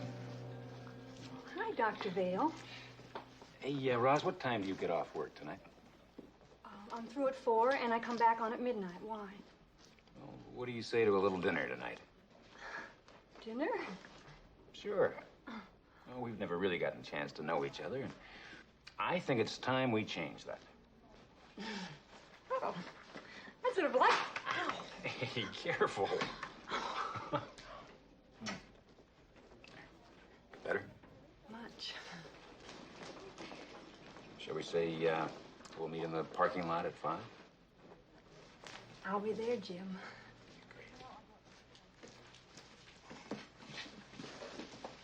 Oh, hey, Roz, has anybody talked to you about the other night? Which other night? Yeah, about McMillan falling off his gurney. No? If anyone wants to know, I asked you to keep an eye on him. But you didn't. I know, but what's the difference? Well, couldn't I be blamed for his accident? Well, no. You had that emergency in room 440, and well, you had to leave your station. That's true. 5 o'clock in the parking lot. Oh, Jim? How about 5:30 at my apartment?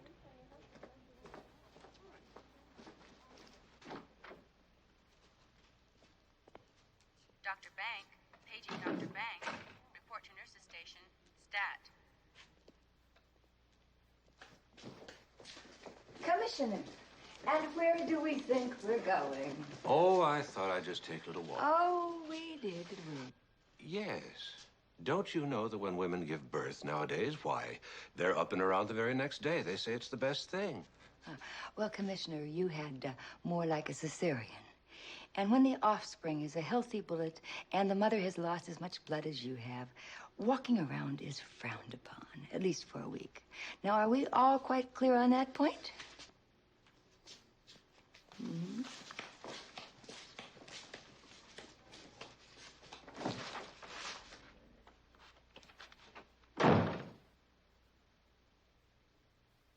Mind their own business.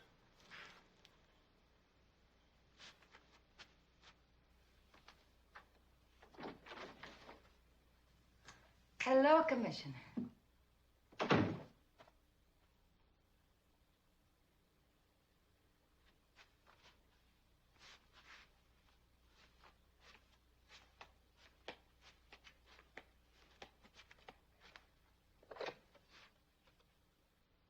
Operator, I want the desk on the 4th floor, please. East wing. Yes, this is Dr. Gunther. Would you send Nurse Fisher to my office immediately, please? Thank you.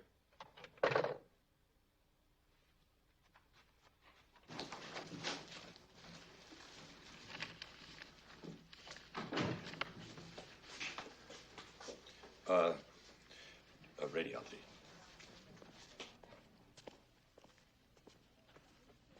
Dr. Scholler, please report to room 428. Dr. Scholler, please report to room 428.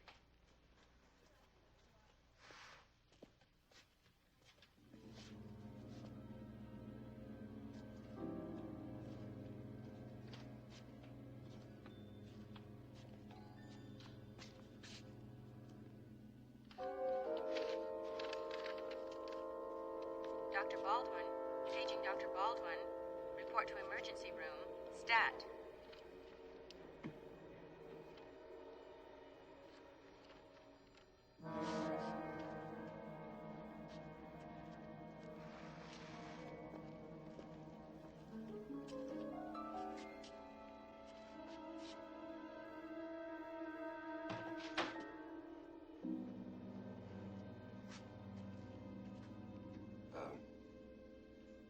I'm sorry, I must have the wrong room.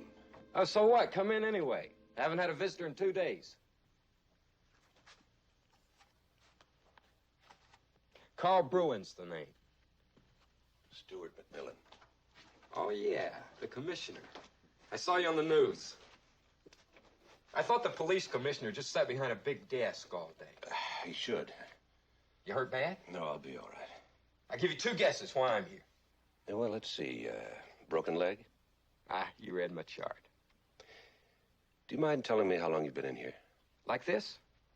Let's see. 5 days. Broke it Monday. Have you been out of this room? Are you kidding? Did anything unusual happen in the past few nights? Well, a moth flew down inside my cast. Other than that, it's been your pretty average convalescence. Why? Just curious. Hey, you want to play some cards? No, I really have to get back. Well, come by any time. If I'm asleep, just write a message on my cast here. Take it easy, Mr. Bruin. You too.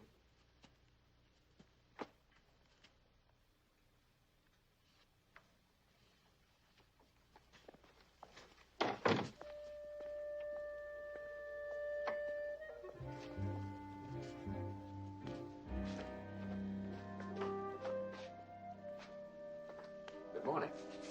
Morning. I'm Alec Janetta. I was your anesthesiologist. Hi. What are you doing out of bed? Oh, just satisfying an itch. Did you? I don't think so.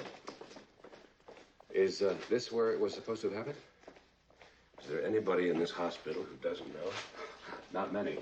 I just got it from a ward attendant. You're the talk of the 4th floor. You still believe you saw a killing, huh? Convince me that I didn't. I guess I'm to blame for this whole thing since I'm the one who gave you the shot. You were very heavily sedated, you know. It seems so real. Well, drug-induced hallucinations sometimes do. I had a patient once, a single girl who envisioned her wedding while she was under. After the operation, she asked when her husband was going to visit her. There you are. Oh. Now, didn't I tell you not to get out of that bed? Nurse Fisher, are you everywhere at once? Yes, including the office of Dr. Gunther, administrator of this hospital. I think you better hop in. Okay. There we go. Right, now you put your feet right up here. That's a good boy. Nice to meet you. Nice to meet you, Commissioner. Especially conscious. Home, James.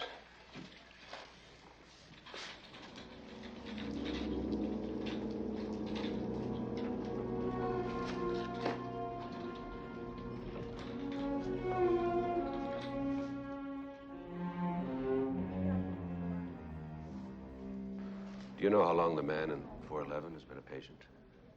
Mr. Bruin? Oh, 4 days. 4 a skiing days? accident. He told me it was 5. Well, maybe it was 5.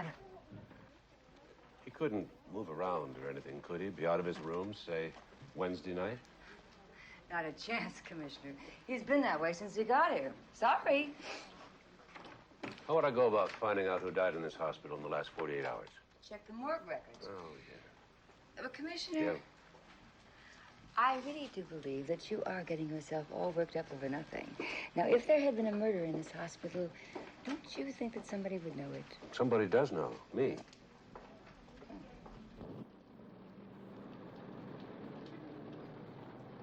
I'll get the car, sir. I don't know why you won't reconsider and stay here another day or two. It's not as though you had your ears pierced, Look. you know. I'll stay in bed. I promise. There's no difference between a hospital bed and our bed. A bed's a bed. And besides, the food is so bad here, I can't wait to get back to Mildred's cooking. Oh, no. I'm going to do all the cooking while you're recuperating. Do you think they've given away my bed yet? You want a plant right now.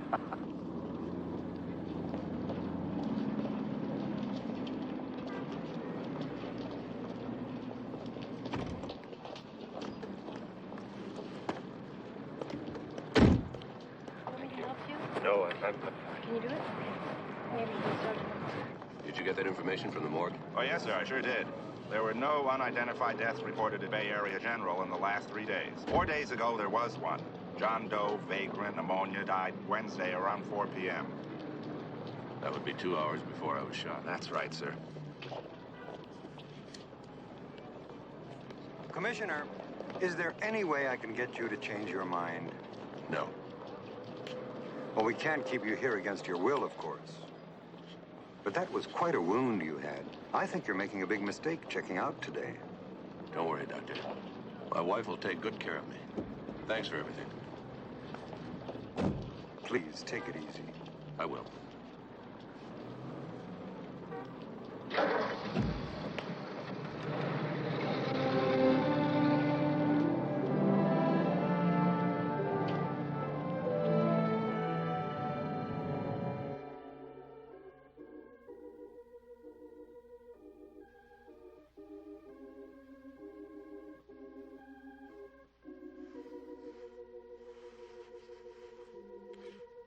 And now, back to search for a smile. Philip? Oh, what is it, Oh, Terry? this is a good one, Commissioner. Listen, I think I better tell you a little bit about it and get you caught up with it. You see the girl with her hair piled on top of her head? Mhm. That's Terry Talbot. Now, her father is the mayor, and he's up for re-election. But she has just discovered that she's pregnant, and she doesn't know whether Mark, the law student, is the father or whether it's Philip, her boss. Now, if it's Mark, she wants the baby. If it's Philip, well, she may commit suicide. Now I know where they get the name for this show. Oh, gosh, I hope it's Mark. Terry would make a lovely mother. I can't believe they'd actually show this stuff. Oh, yeah, wait till you see the next one. It's called How Far Will You Go? People come dressed up as pizzas and ice cream cones just to get the prize of the week. Can't wait. Oh, it's, yeah. Lunchtime. I fixed you something really special. Oh, it looks swell.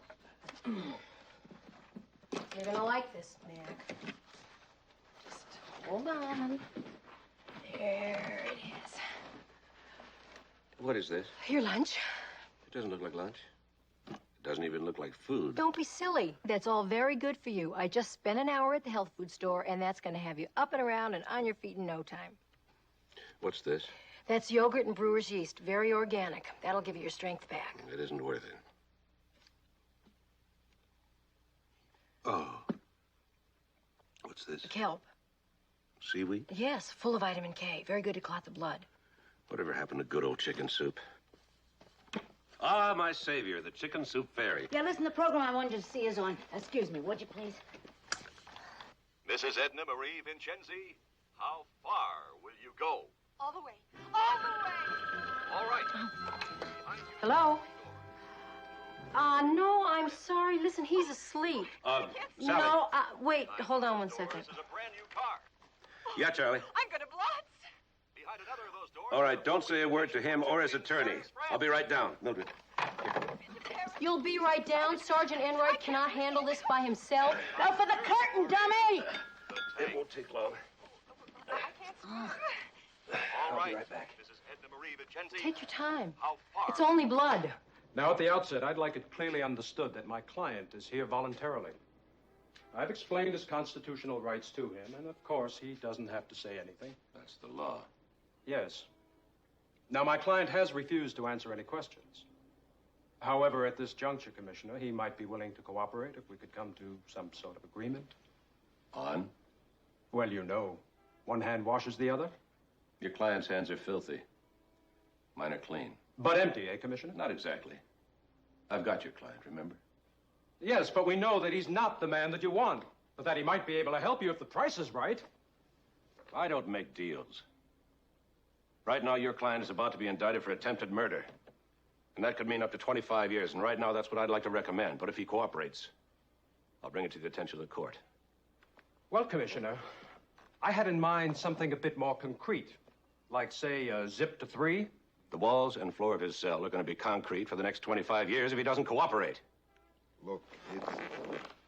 You don't have to say anything. Shut up. You're not going away for 25 years. What do you want to know? What were you doing at the Embarcadero Hotel?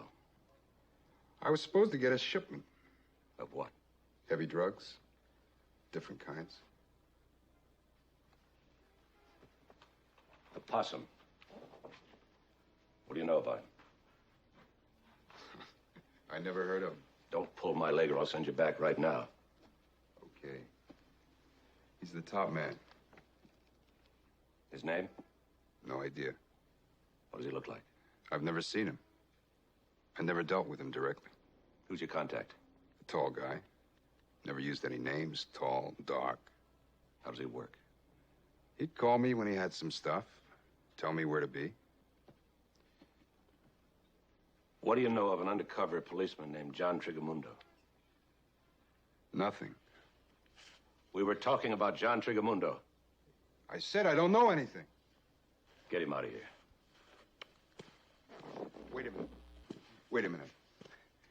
I once heard the big guy say some cop was nosing around. He said they'd have to take care of him. How?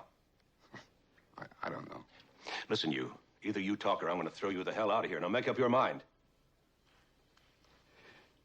What do you want? A lead.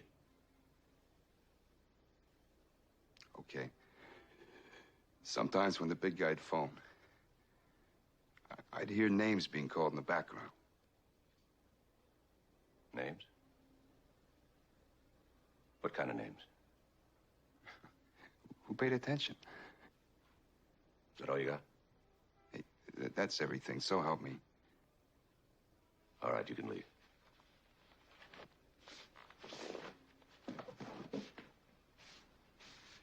Commissioner, give me a break. I gave you everything I have. I know, including a .38 slug in my gut.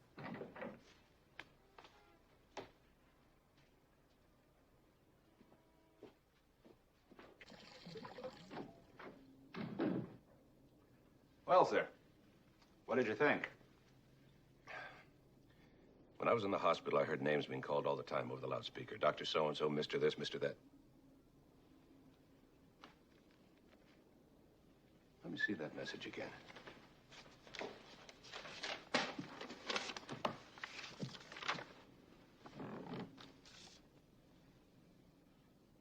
was right in front of us all the time. What was? What's the part that was so confusing? Oh, that stuff about his deserving an award for patience. Read it now. A hospital ward. He was telling us where he was. And where he was killed. That was no hallucination I had. It was Trigamundo. Shields was getting calls from a hospital. Bay Area General. No wonder we had trouble finding the possum. What a perfect cover-up. A hospital.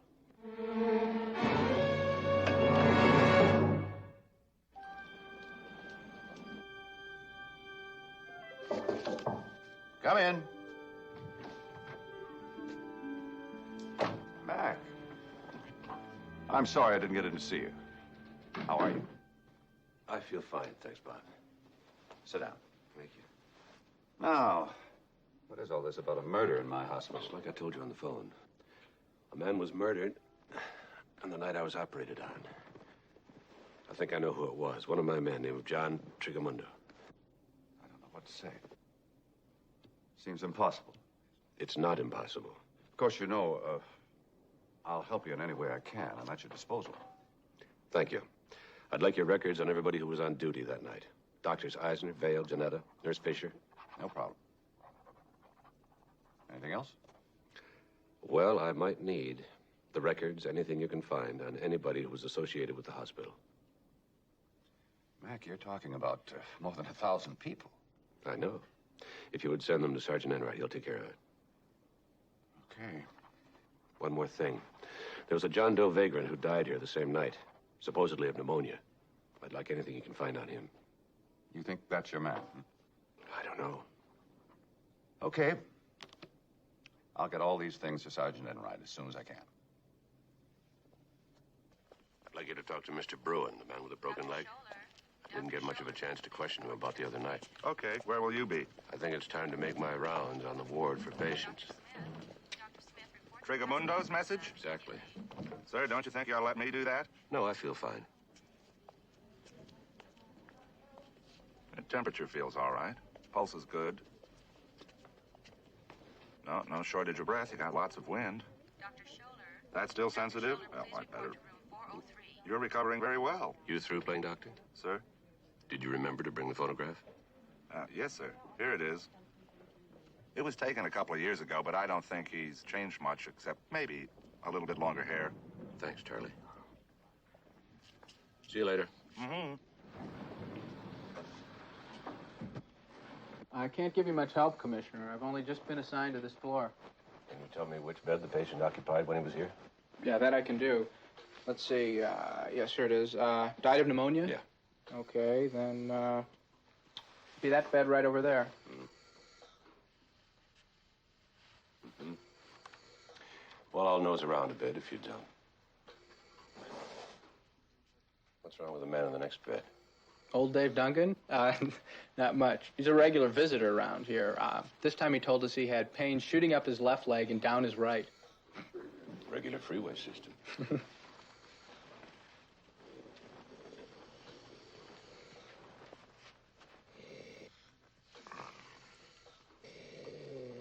How you doing, Dave?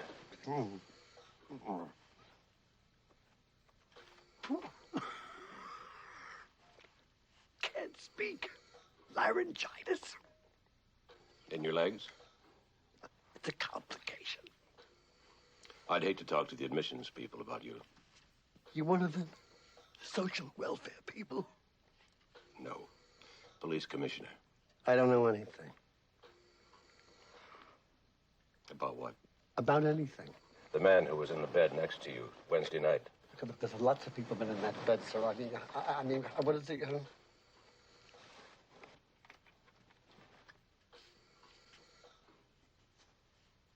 His hair was longer when you saw him.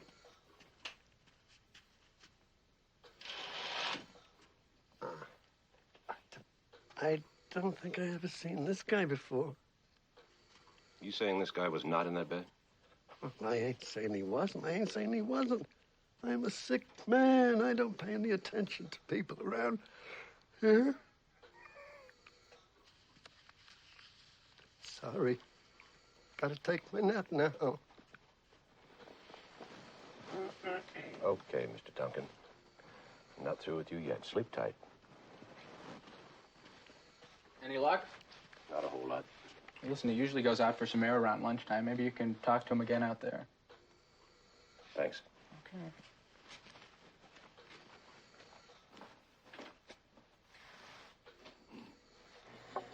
Well, I remember them wheeling you by, and then Jim said to keep an eye on you. Jim? Dr. Vale. Oh. There wasn't anything unusual about it. I mean, if you think you have a malpractice suit against Jim or Miss something. Beach, please, relax. I'm not trying to sue anybody. I'm just trying to solve a murder.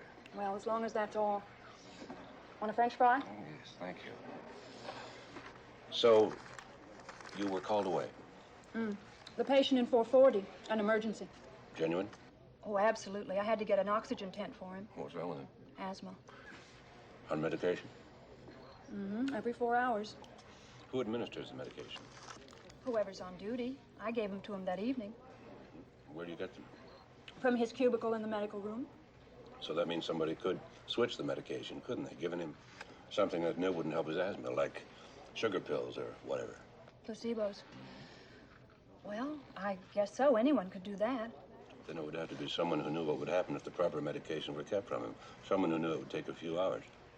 Somebody with a medical knowledge, yes, like a doctor. Or a nurse. Well, thank you, Miss Beach. I must run. I have a lunch date. I'm sorry to bother you on your break. Oh, that's all right. I hope you find who you're looking for. Me too.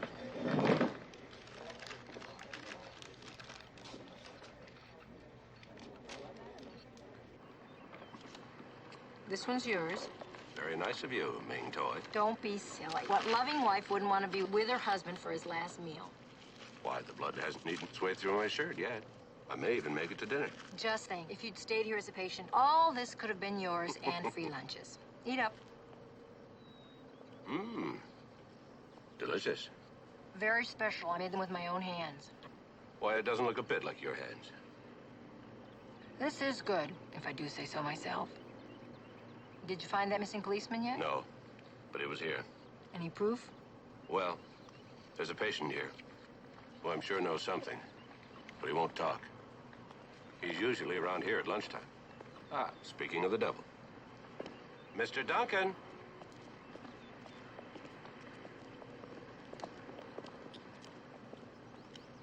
Now, what is it now, Commissioner, please? Same thing as before. Look, Commissioner, would you please get off my back?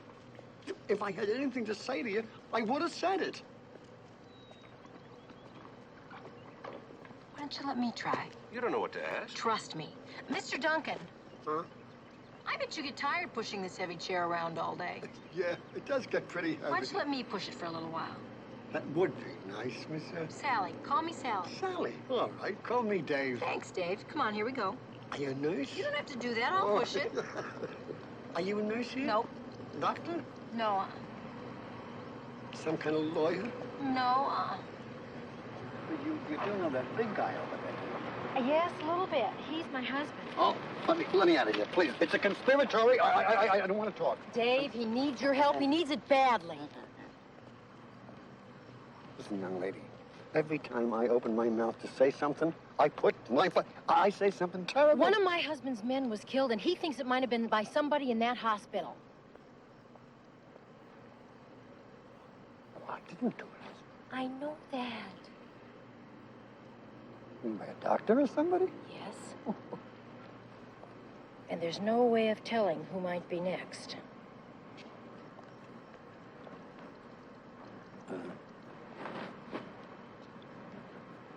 I'm going to tell you something, Sally. Your husband. This has got to be in strictest I confidence. won't tell anybody. Your husband showed me a picture? Yes, the man he thought might have been murdered. Yeah, well, I seen him. He was in the next bed to me. I spotted right away. He couldn't be one of us up there. How? Because no bum has near perfect teeth. That's how. Huh? Wow, is that observant? Huh. I could tell the minute I laid eyes on him. You know, when he first came in, he said he was feeling poorly. Before you know it, he's up out of the bed, and he's sniffing around. He's sniffing there, he's sniffing here. I says right out in the open to him, I says, what are you doing? And he says to me, looking for bad guys. Them was his exact words. Looking for bad guys. Are you all right? Spies. Trying to boot me out of here. Gotta know all the little tricks, too, you know. I can tell that. Well, did he see any bad guys? One night, he came back looking pretty chipper, you know. Fell asleep with a smile on his face, and then something terrible happened. I think he really began to feel poorly because all of a sudden, he got all laid up in the bed. He couldn't move, he couldn't speak, he couldn't talk. Then before you know it, they took him out. For more tests or something, I guess. And he never came back. When was that? Oh, I know. Monday, Tuesday, we were early in the week sometime. But, you know, it was like all of a sudden he went into a coma. But once he opened his eyes, and he looked right into mine, and he said, "They're getting to me." I guess he was talking about them bad guys, you know. And then he just collapsed. And he never spoke again. Now, which doctor was taking care of him? Yeah, no, they was all taking care of him. At least they tried. They didn't know what the hell was the matter with him. You did. Tell me. Well, you see, I heard a commotion in the next bed, and it was dark. I pretended to be asleep. So, and two guys came into the room. One of them was very tall. And one guy held him down. The other guy gave him a hypodermic needle or something. A shot of some kind. And all of a sudden, he just passed out or something. Wow, Mac was right. Why didn't you tell anybody? Tell anybody? After what they did to the guy in the next bed? Can you imagine what they do to an old geezer like me? Besides, I was scared. Nobody can blame you. All the same, I wasn't very proud. Dave, could you identify the two men? No, I couldn't. You see, it was too dark. I couldn't make them out. Besides, the doctor's back was to me. Well, how do you know it was a doctor? Because the one guy called him doctor. I heard him. Are you sure? Sure, I'm sure I heard him. Dave, thank you very much. You know, if there's anything that my husband and I can do for you. Oh, no. Thank you, Sally. Thank you. That's okay. Listen, I'm figuring on splitting this place pretty soon anyway. It's getting kind of chilly around here, you know. I got my eye on a nice little hospital down in Pond Springs that I hear good things about. And I've been needing a gallbladder operation for a long time. Dave, I'm gonna wheel you in. Oh, fine. Oh, please. No offense, Sally. And you're a gorgeous young thing, but the less I'm seen talking to you, the better. Gotcha.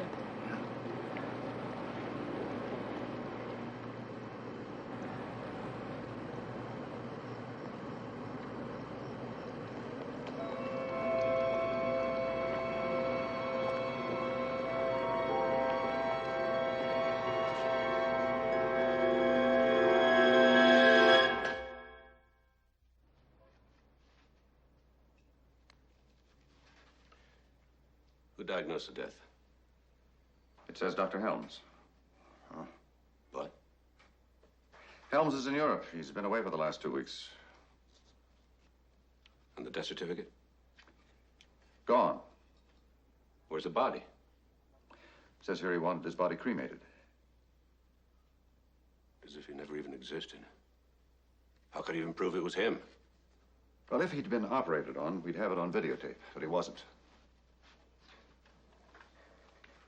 Videotape? Frankly, sir, I think everyone has an absolutely perfect alibi. They were all with someone or doing something. What about Mr. Bruin? Well, there's no way they could have moved him out of his room. He's no phony. He really had a broken leg. And I saw his x-ray. He says he doesn't remember a thing about that night. Yeah. Best night's sleep he's ever had since he got here. Slept like a baby. Yeah. It doesn't make any sense. One of the patients identified Chegamondo, so he was here. And that John Doe vagrant with a case of pneumonia. What a phony that is. His death certificate's missing, and I saw murder in room 411. Well, sir, maybe it was in another room. If it wasn't in that room, it didn't happen. Well, sir, maybe... No maybe. It happened. Here we are. Where, sir? Video room. Thought you might like to watch a little television. Television? I thought you hated those daytime programs. I'm in this one.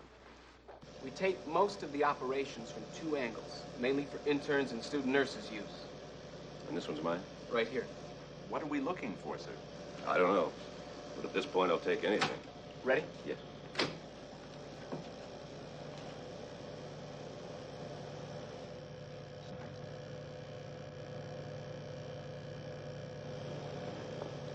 They weren't ready, so I shut down for a few minutes.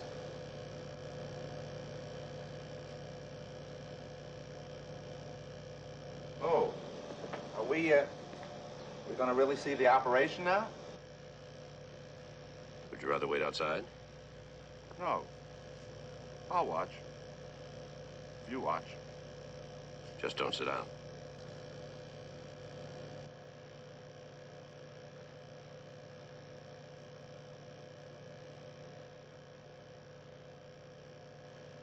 Oh, yeah, I couldn't make him understand me.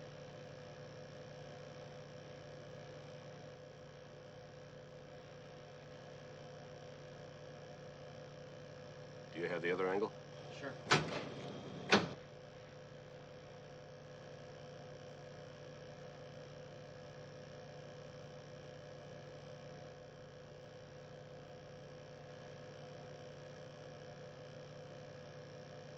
Why do you have 2 angles?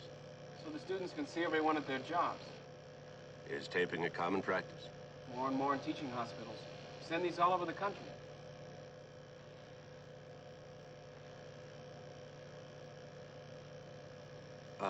Can you freeze it?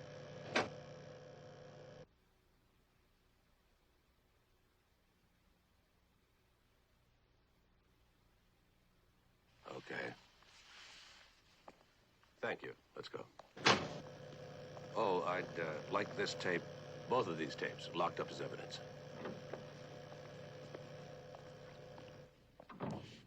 Evidence of what, sir? I'm not sure, but it's there. I know it.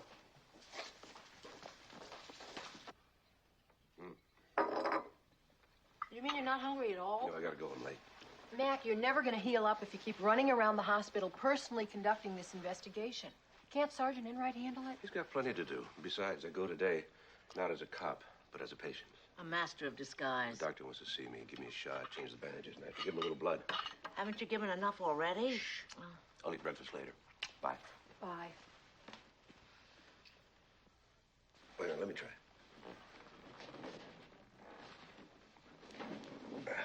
There. Wound looks good. You're a fast healer. Requirement of the job. I hope you're not afraid of needles. Not if you give me a lollipop.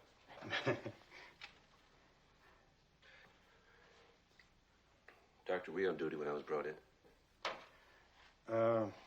No, I wasn't. I was at home. Can you verify that? You don't quit, do you, Commissioner? It's another qualification of the job, I'm afraid.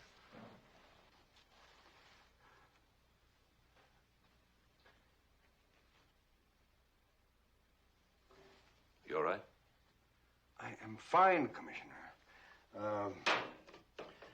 I was with my wife, all right? Fine. What am I getting? You want the medical name? Does it have a lot of A's and E's in it? About 30. Forget it. Commissioner, I have had it. All these questions, these insinuations from your Sergeant Enright, who does he think he is? Just a police officer investigating a murder, that's all. Well, he's running around treating us all like we're suspects. You are. I will not be treated like a common criminal. Hey, take it easy, will you? What are you getting excited about? Just tell him to lay off, huh? Or else read me my rights and I'll hire a lawyer. This thing's got us all a bit nervous, you know. Look, I'm running a little bit late. I've got rounds to make. Can you finish that yourself? Well, if I can't, I'll call in Nurse Fisher. Good. She'll give you your lollipop, too. You know, you're not 100% yet, so take it kind of easy, okay? You too. I want to see you tomorrow. Will you come in? Fine. What time? In the afternoon. I'll be here. Take it easy.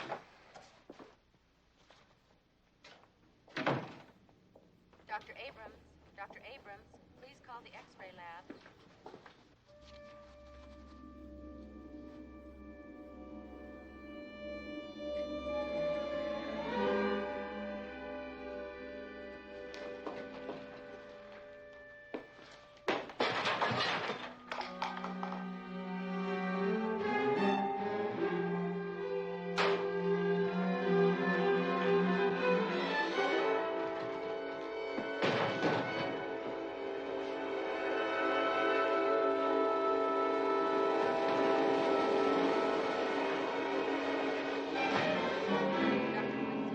OR, stat.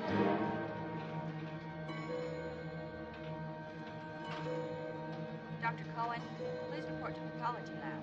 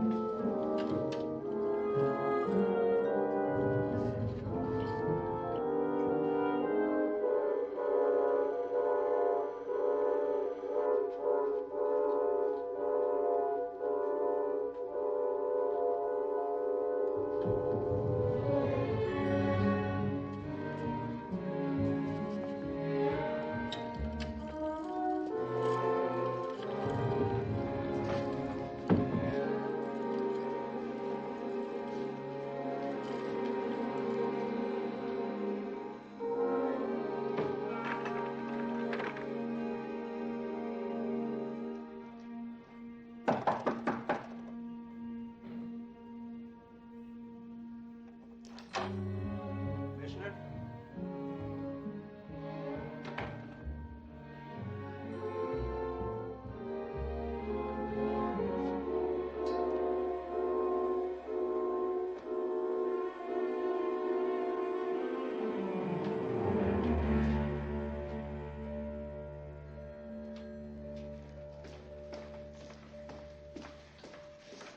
Excuse me, miss. Have you seen Commissioner McMillan? He was supposed to be in that room having a bandage changed. No, I haven't. Thank you. But I did see a patient being wheeled out of there. A patient? Yes. One of the attendants who works in physical therapy took a man out of there. When was this? Oh, about a minute ago.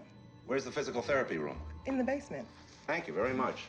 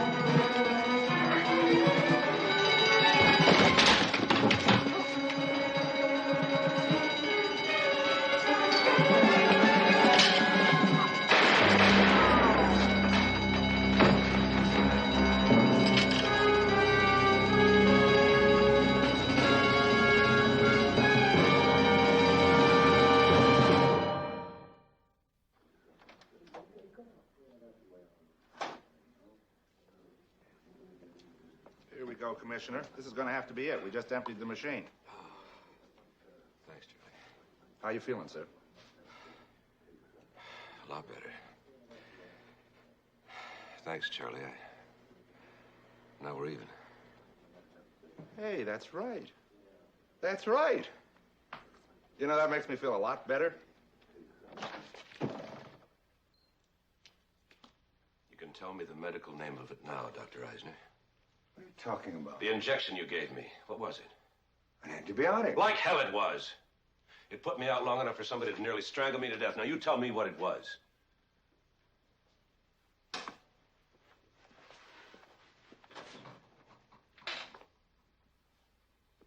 Let me see it.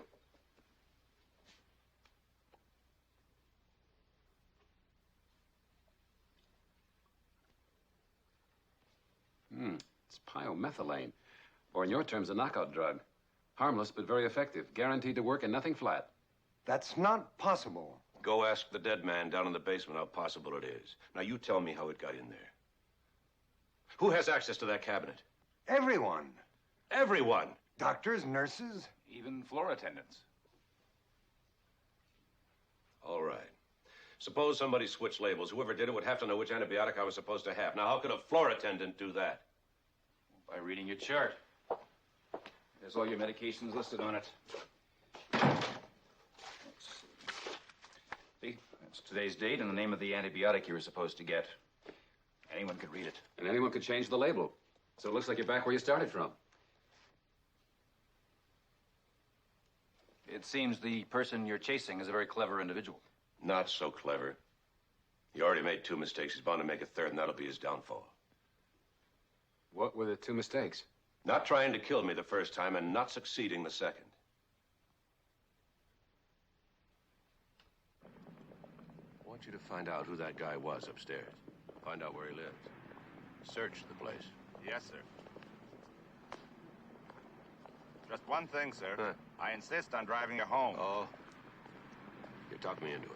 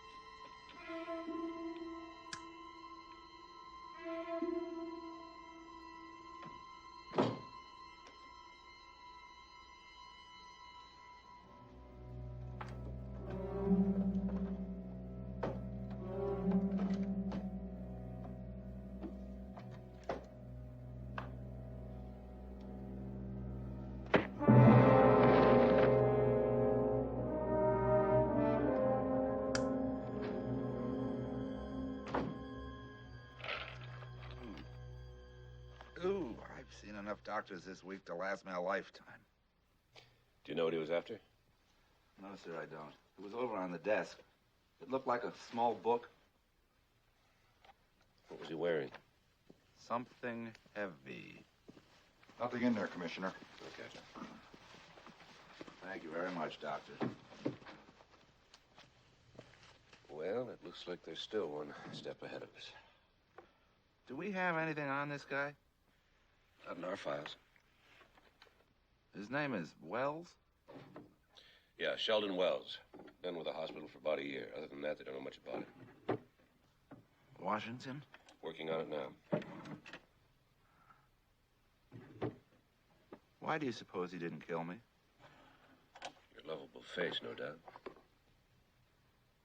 Well, he obviously didn't have any respect for the back of my face. Come on. This time I'll drive you home. Right?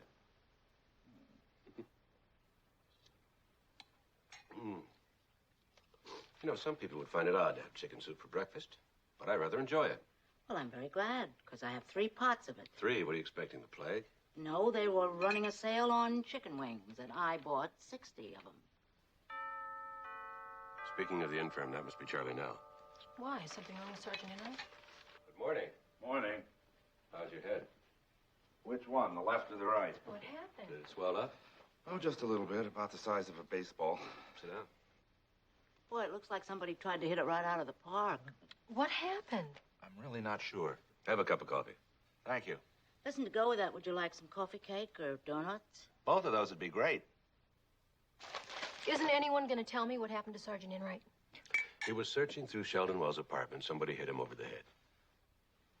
Thank you, Mildred. Would you like some chicken soup? Chicken soup? It's 9 in the morning. So, can a chicken tell time? You know, it was probably Wells that clobbered you. Couldn't have been. He was killed yesterday. How? Charlie shot him. Why? He was trying to kill me, that's why. Oh, well, it's nice to have friends working for you. It's okay, he didn't succeed. And that explains your presence at the breakfast table. Why right? didn't you tell me about this last night? Because if I told you, you'd worry. And when you worry, you don't sleep. And when you don't sleep, you don't let me sleep. And the doctor told me to get lots of sleep, so that's why I didn't tell you. Do you think Wells is behind it all? No, I don't. I think he was just a hired hand. Well, do you have any idea who it might have been that tried to kill you? Could have been anybody. Doctors, nurses, even Gunther, for that matter. You know, Mac, you're going to have to stop running this investigation personally. You know you're going to get hurt at that hospital. Yes, but then he'd be right there if anything happened. We are on the verge of breaking the biggest dope ring in the state. The man behind it already tried to kill me. He's in that hospital somewhere, and I'm going to find him if I have to turn it upside down. And don't worry. I'm in no great danger because Charles Enright is with me. Gee, I don't know about that. Between the two of you, you don't even have one healthy body. Ow! Where do we stand on the whereabouts of all of our suspects? Well, sir, I couldn't find anybody to swear yes or no that Dr. Vale was or was not in his office that night. But every time I talked to him, sir, I had the distinct impression that he was trying to hide something. About Janetta? Oh, well, like the man says. A couple of nurses, a couple of patients. He was here, he was there. Which means nothing. What about Eisner? Oh, you mean the car phone? What car phone? His car phone. That's where they located him that night. What do you know? Our first out-and-out lie. He said he was home. He said his wife could verify it. Well, maybe the operator was wrong, sir. Maybe the earth is flat. You said you were home the night of the murder. I was. The operator says you were in your car. The operator is wrong. Is she? Absolutely. Well, let's ask her again. No, wait. All right, I was in my car. I was driving. Where?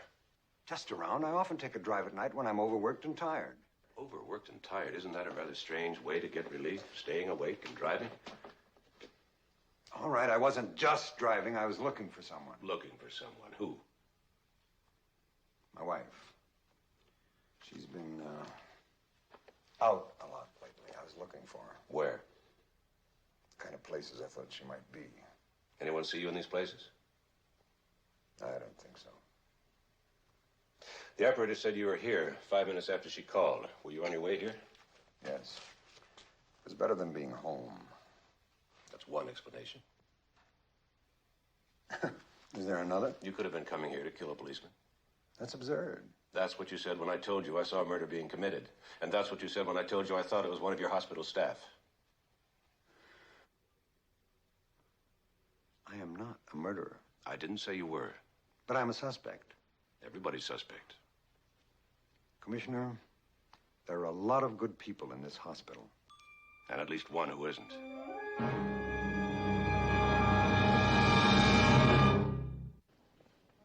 Dr. Price? Dr. Price? Report to surgery. Stat. Paging Dr. Atkins. Please report to nurses station. Paging Dr. Atkins. Please report to nurses station. Aha. Sitting down. Oh, Commissioner, the way I feel, if you want to take my tonsils out for the second time, be my guest. Any news from Washington on Wells? Any news? They've got enough on Wells to make him into 2 crooks. Yeah. He was in the Canadian Army, sir, and he received a dishonorable discharge from Her Majesty's service for pushing hard drugs. He beat a jail sentence because nobody would testify against him. He's got 2 drug arrests with no conviction and 1 murder charge. And the only witness to the murder fell off a roof conveniently a week before the trial. Nice guy, this Wells. Yeah, there was one thing of note in his Army record, sir. He worked as an attendant in an Army hospital. So none of this is new to him. Perfect go-between. New drugs, new medicine. Let's go in here. The team who operated on me are going to be working together in a little while.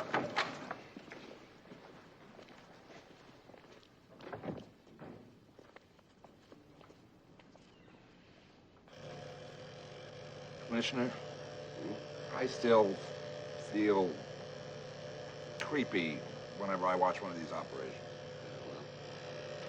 Looking down at them is better than looking up at them.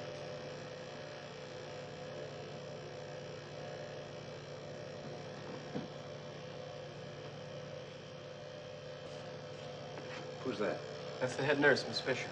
You questioned her yet? Oh, no, sir.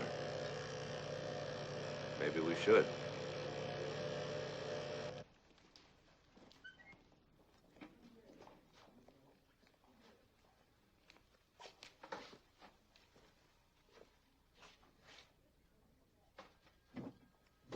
Miss Fisher? Oh, Commissioner, you surprised me.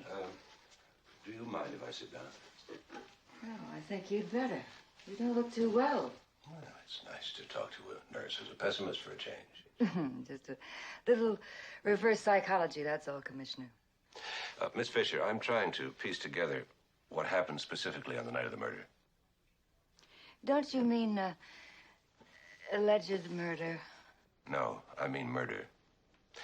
Were you on the team that performed my operation? I was.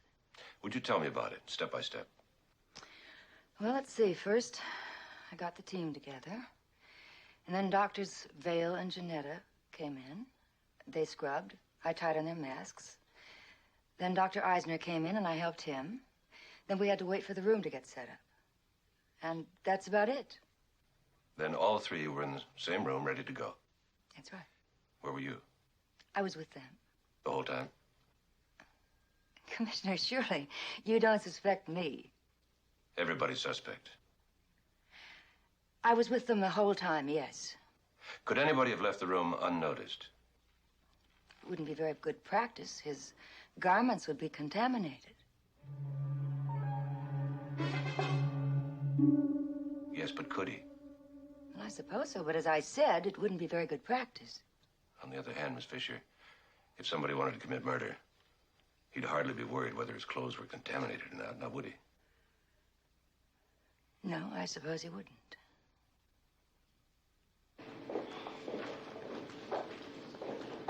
Hello, Mr. Bruin. How you feeling? Lousy. I've always been active. Like to walk, play golf. And you will again, Mr. Bruin. Sure. Hey, don't ever break your leg, Commissioner. It's really no fun. I'll try to remember that. Solve your mystery yet? Not yet. We're working on it. Well, today's my day to go out and get some fresh air. Maybe you'll help me get some sleep for a change. Enjoy it. I will.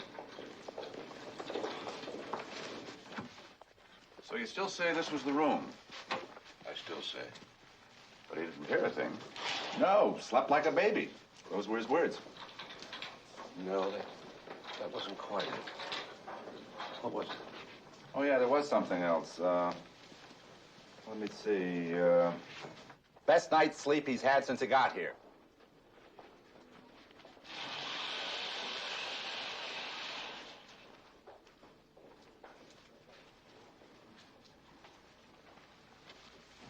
What are you thinking?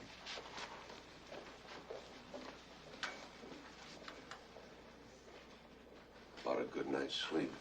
Mr. Bruin! Mr. Bruin. On the night of the murder, you said you didn't hear a sound and that you had your best night's sleep since you got here. Is that correct? That's what I said. How did you sleep the night before? Lousy. And the night after? I told you, not so good. In fact, awful. So the one night he slept well was the night of the murder. Do you think he was drugged, sir? You bet your life. You mean someone slipped me a Mickey? That's why you didn't hear or see anything. That's exactly why the killer chose your room. No one would believe it could be in an occupied room. It's a perfect place. So then how come you didn't see me? The curtain. You were behind it. It never occurred to me that you'd be behind a curtain. Some nerve. Taking advantage of a cripple. Dr. Gunther, what kind of a hospital are you running here? I'm beginning to wonder. Hey, Doctor, before I go to sleep tonight, do you think maybe I could get just a little of that stuff? You don't need drugs to help you sleep, Mr. Bruin. What you need is some fresh air. May I take him now? Yes, of course. Thank you, Mr. Bruin. Going down. So long. Hey, wait a minute. I forgot my cap. Here it is. Pretty snappy, huh?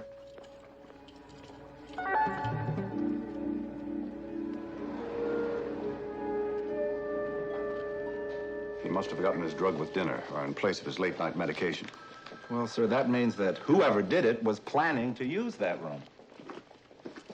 Everything's starting to fall into place. At least now we know how. We know a lot more than that. We know who as well. Get Nurse Beach back up here.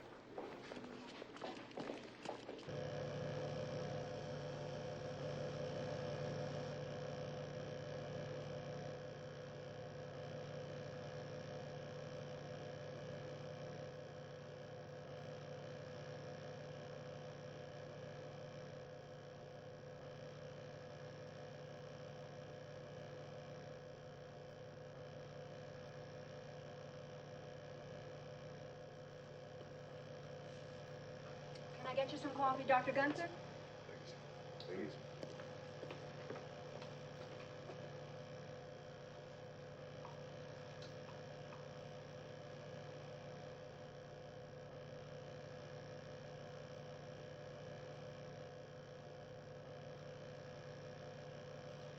Show us the other end.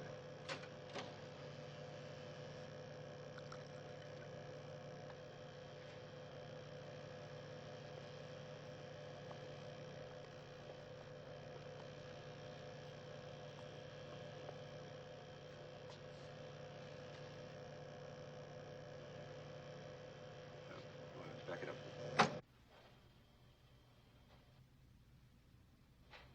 Start it.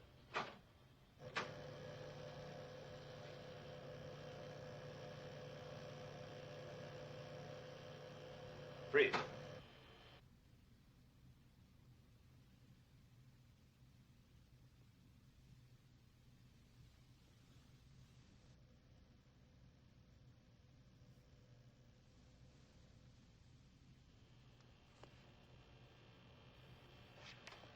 I told you when I woke up, I heard a man scream for help. I got in the room, I saw two men, both with caps and masks, smothering a man to death. I tried to stop it and couldn't, and that's just about all I remember. Miss Fisher, Yes, sir. what is your procedure just before surgery? Well, I make sure that everything's ready in the operating room. The staff is all there. And then I take the caps and the masks into the scrub room, and I wait for the doctors to arrive. Mm-hmm. What do you do when they get there? I help them into their masks, and I tie their gowns. And do you tie their masks? I just said that. Do you do them all at once? No, I do them individually as each doctor comes in. Would you please demonstrate with Sergeant Enright just what you do? Sergeant, would you put this on, please? Now, the doctors have just scrubbed, so their hands are all wet. And then would you scrunch down, thank you. Then I tie the masks over their faces, like this.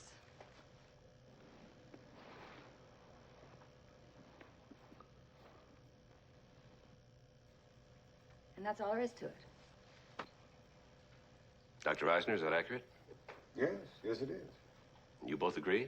Of course. Yeah, that's what happens. Thank you, Miss Fisher.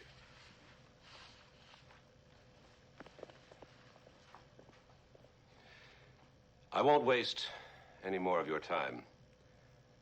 I know who the killer is.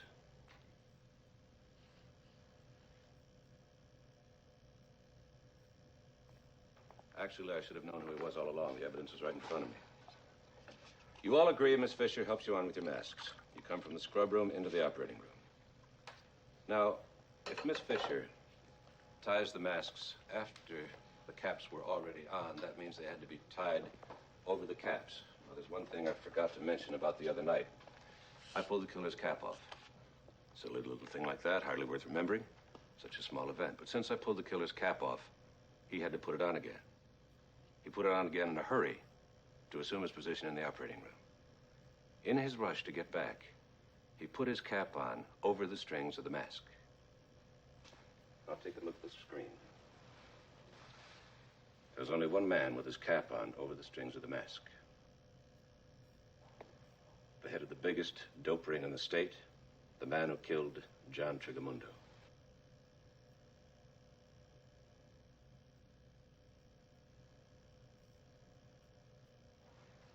Him.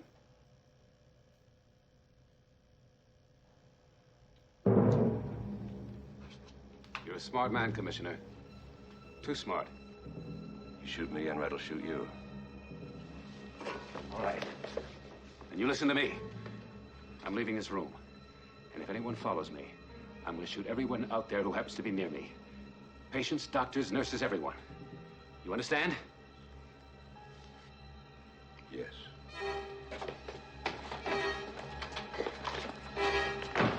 Let him go, Charlie.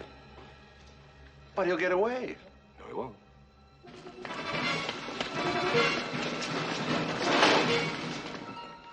Speech. Dr. Eisner, this is pyomethylane, the same knockout drug Janetta substituted when you gave me my antibiotic injection. While you all were watching the TV monitor, Miss Beach put some in his coffee, which I watched him drink. How much would it take to put him out? 2, 3 drops. Oh, dear. I'm afraid Miss Beach used a lot more than that.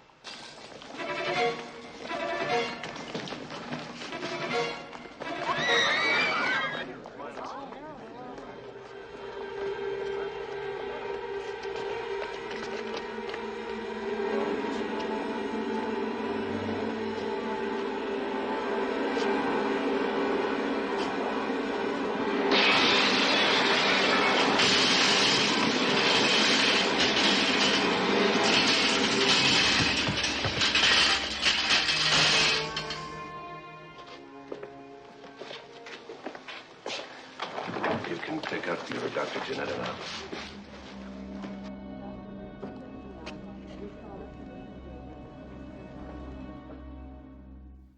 Terry, don't you see? Whoever the father is, we know one thing for sure, that you are the mother. Now, doesn't that mean anything to you at all? How can I live, not knowing who the father of my child is? My darling Terry, the father is whoever raises him, loves him, takes him to ball games. What are you trying to say, George? That I love you, and I want to marry you. Well, how are we feeling? You sound like a nurse. You act like a patient. Enjoy the show, Commissioner? Don't be silly. I was just flicking through the channels. You looked awfully interested to me. Nah, these shows really clip your wings. You have to stay home and watch them every day to know what's going to happen next.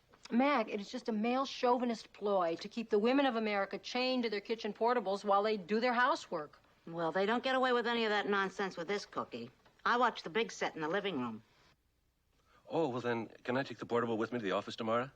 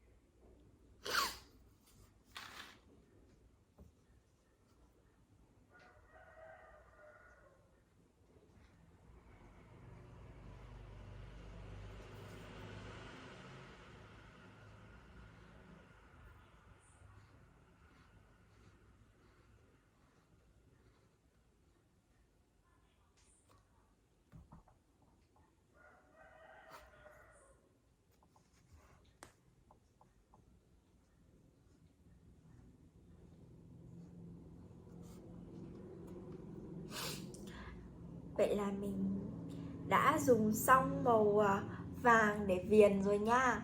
Và tiếp theo thì mình sẽ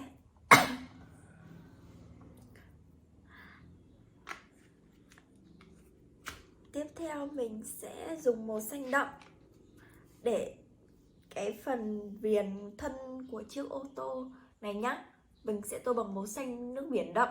Và tí nữa mình sẽ dùng màu xanh nước biển nhạt hơn để tô phần cửa kính nha.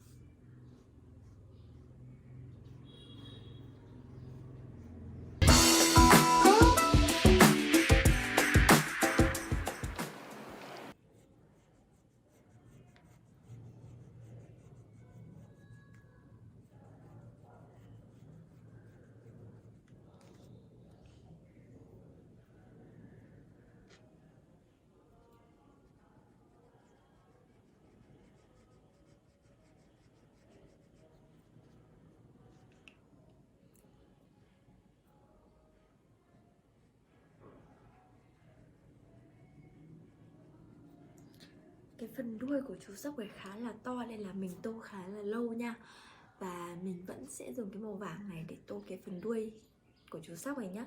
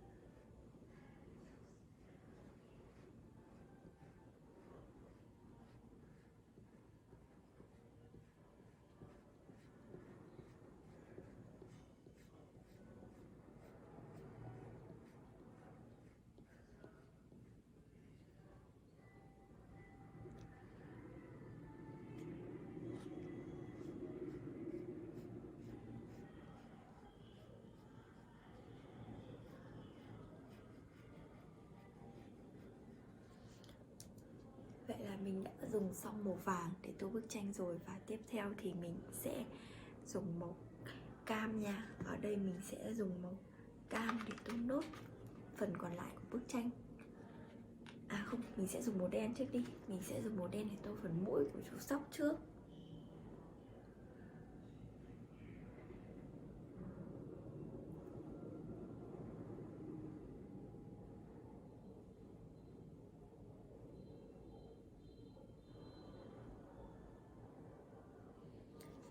Và tiếp theo thì mình mới lấy màu cam để tô phần còn lại của bức tranh nha. Và đây là màu cam của mình. Mình sẽ bắt đầu tô từ phần tai xuống trước nhé.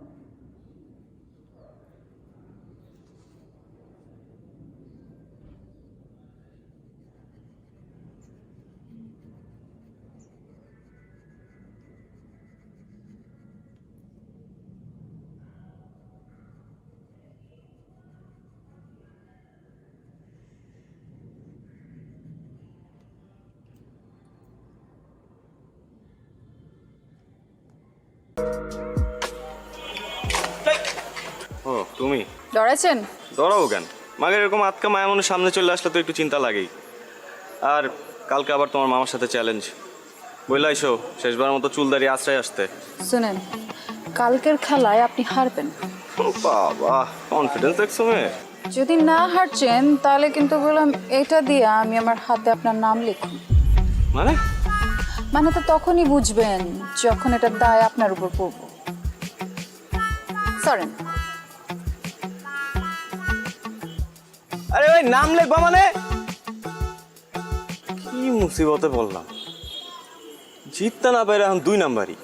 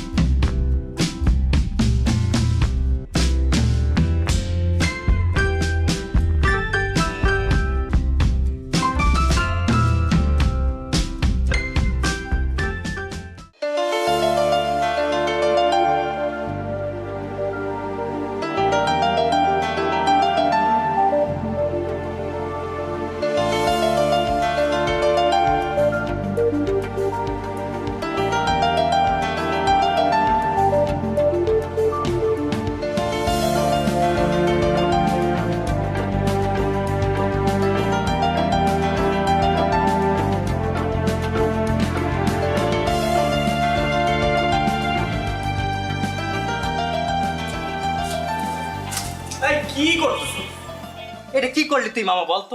শেষ পর্যন্ত ওই হাবলু মামার কাছে। Sorry বলছি তো, mistake হয়েছে। আর এটা খেলা না, খেলাতে হার জিত থাকি। এই কথা তুই বলতেছিস? 3 বারের চ্যাম্পিয়ন নিলয় বলতেছে এই কথা, শেষ পর্যন্ত খেলায় হার জিত থাকেই। হ্যাঁ বলতেছি, এবার হয় না আগামীবার হইব। আর শোন, আমাদের না বয়স বেশি হয়ে গেছে, ঠিক আছে? এখন এটা জুনিয়রদের করা কাম, আমরা অনেক সিনিয়র হয়ে গেছি। এই দাঁড়া জুনিয়র, হ্যাঁ? কোন অ্যাঙ্গেল ওই হাবলু মামার তো জুনিয়র মনে হইলো কত দেখি? এই কথা শোনার পরে ওই হাবলু মামা সানফ্লাওয়ার তেল মাইরা ঠিক ঠিক করে হাসবো। তুই এমন একটা কাজ করছিস মামা, এলাকায় মুখ দেখানোর মতো অবস্থা থাকলো না। টাকা দিতেছি, একটা কাজ কর, বোরকা কিন না পিন্দা করতে থাক, ঠিক আছে? এলাকায় আর মুখ দেখাইতে হইব না। দাঁড়া, আমার মনে হইতেছে কেউ তোর তাবিজ করছে। তুই কখনো তো এই কথা বলার ছেলে না, কি হয়েছে কত? কোনো তাবিজ টাবিজ কিছু না। আর শোন, আনোয়ারের রহিম বাবুর ছেড়ে আনতে পাঠাইছিলাম, কই হয়? ভাই আসসালামু আলাইকুম ভাই। ওয়ালাইকুম আসসালাম। আনোয়ার কই? ভাই পাড়ায় কই জানি গেল গা ভাই? কামটা কি হলো ভাই? কালকে গেমটা এটা গেলেন? যাওয়ার হইছে, কাজের কথা আসি। লাইলির পার্টিতে কাচ্চি করে দিব না ভাই, পারুম না, মাফ করে দেন ভাই। আপনার লেগে আমার জানা আছে, রুমাইয়ের লেগে আমি ভাই কাচ্চি বাচ্চি রাখতে পারবো না ভাই। কি কর রহিম ভাই? মাথা ঠান্ডা, মাথা ঠান্ডা। তোমাদের ছাড়া হইব না তো বিষয়টা। এমন কাচ্চি খাওয়াই ফিরবো, মনে করো 7 দিন যাতে কেউ বাথরুম থেকে বাইর না হইতে পারে। বুঝছো না বিষয়টা? পারো না? যাও এবার রেডি করে গিয়া, যাও তাড়াতাড়ি।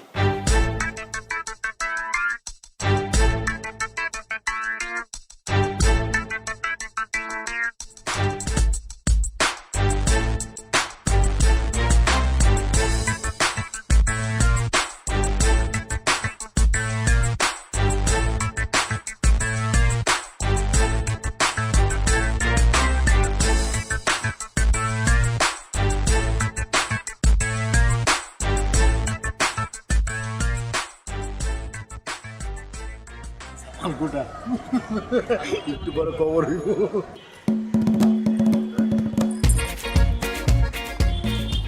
তোমরা আমগুলোকে বইতা। আরে আমরা তো খাবোই, আগে আপ্যায়নটা করে নেই। পুরান ঢাকার ট্রেডিশন তো আপ্যায়ন করা, কি মামা? এই তো দুধ লাইনে আইছো, এরকম লাইনে থাকলে তো কোনো সমস্যা হইতো না। খুব তো কইছিল খেলার কথা, এখন বুঝছো খেলা কি? এখন একদম ক্লিয়ার মামা। আপনার একটু কাচ্চি দিই।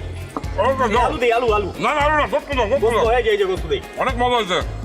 এই লাইলি দাও, লাইলি দাও। আলু ল লাইলি ল।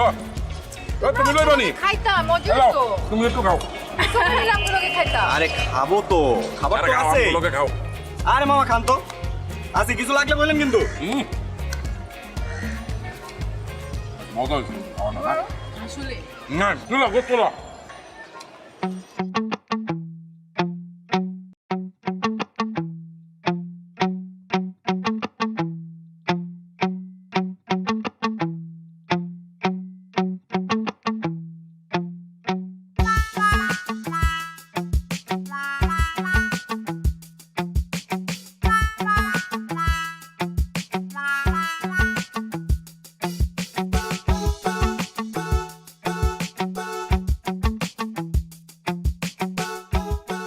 এইবার লইয়া কয়বার হয়েছে? ভাই 5 বার। তোমার এত করে কইছি যে একটু কম কম খাও, মাগনা খাওয়ান পাইলে হুদাই হাম করে খাও। দুলা ভাই আমি তো মাগনা খাওয়ান খাই ভাই, আমরা তো বাজেতে জিতছি আর আমি তো পরিমাণ মতোই খাইছি। বিশ্বাস করেন দুলা ভাই, আমি নিশ্চিত ওরা খাওয়ানোর মধ্যে কিছু মিশাইছে। লাইলিও তো পরিমাণ মতো খাইছে, ওরা তো পেট নামছে শুনছি। হ্যাঁ, মানুষের খায় কাম নাই, তোমার খাওয়ানোর লোকে কিছু মিলাইছে। ভাই আপনি জানেন না, ওরা অনেক ডেঞ্জারাস, অনেক ডেঞ্জারাস দুলা ভাই। ওরা প্রত্যেকটা ধরে ধরে ফাঁসি দেওয়া উচিত দুলা ভাই। আমি খালি একটু সোজা হয়ে দাঁড়াইলই, তারপর দেখেন আমি রাজপথে নামবো, রাজপথে নামবো, আমি আন্দোলন করবো গো ফাঁসির লিগা। যাও যাও, তুমি তোমার কামে যাও, আমি তোমার লেগে কেড়ে বয়ে থাকো। আপনি একটু বহান ভাই।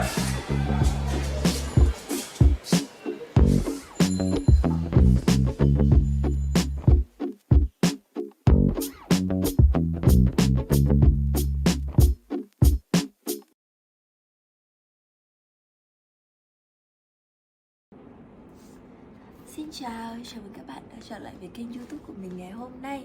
Và hôm nay mình sẽ hướng dẫn cho các bạn tô màu một bức tranh hình con ếch. Và đây là bức tranh mà mình sẽ cần phải tô màu. Các bạn nào thắc mắc là tại sao có tận 2 con ếch không nhỉ? Và trên đây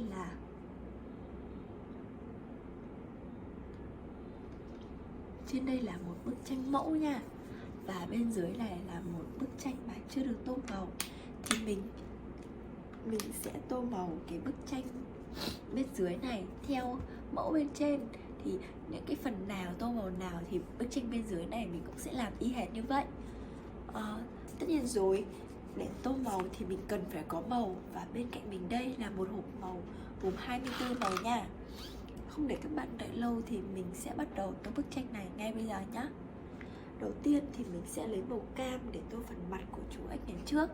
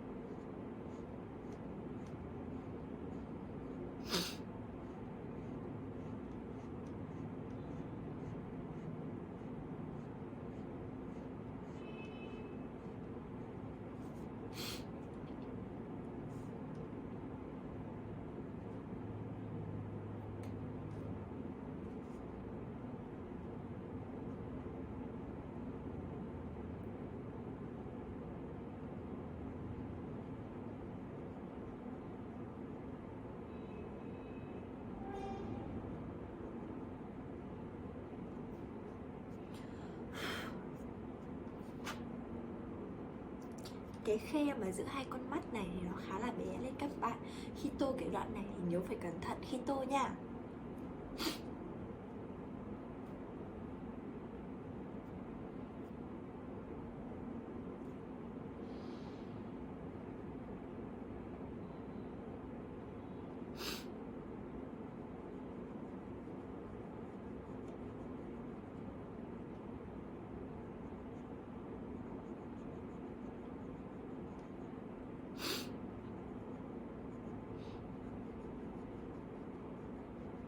আব্বা আম্মা যদি তোর ছোটকালে জানতো তোর হাইটের লগে তোর গাদামির হাইট একটু বাড়বো তাহলে নিজ দিয়ে এমনিতেই 6 ইঞ্চি কেটে দিত তোর আর গাদামি বাড়তো। শুন, আব্বা আম্মা যা বলে তা কর, বিয়েটা কর আর আমার রাস্তাটা একটু ক্লিয়ারটা কর। ও, আমি তোমার পথের কাটা না? তোরা কেউ চাস না যে আমি পড়াশোনা করে এই নিজের পায়ে দাঁড়াই? তুই তো নিজের পায়ে দাঁড়াস নাই, তুই তো আমার কাঁধের উপর ভর করে দাঁড়ায় আসছিস। এই আসো।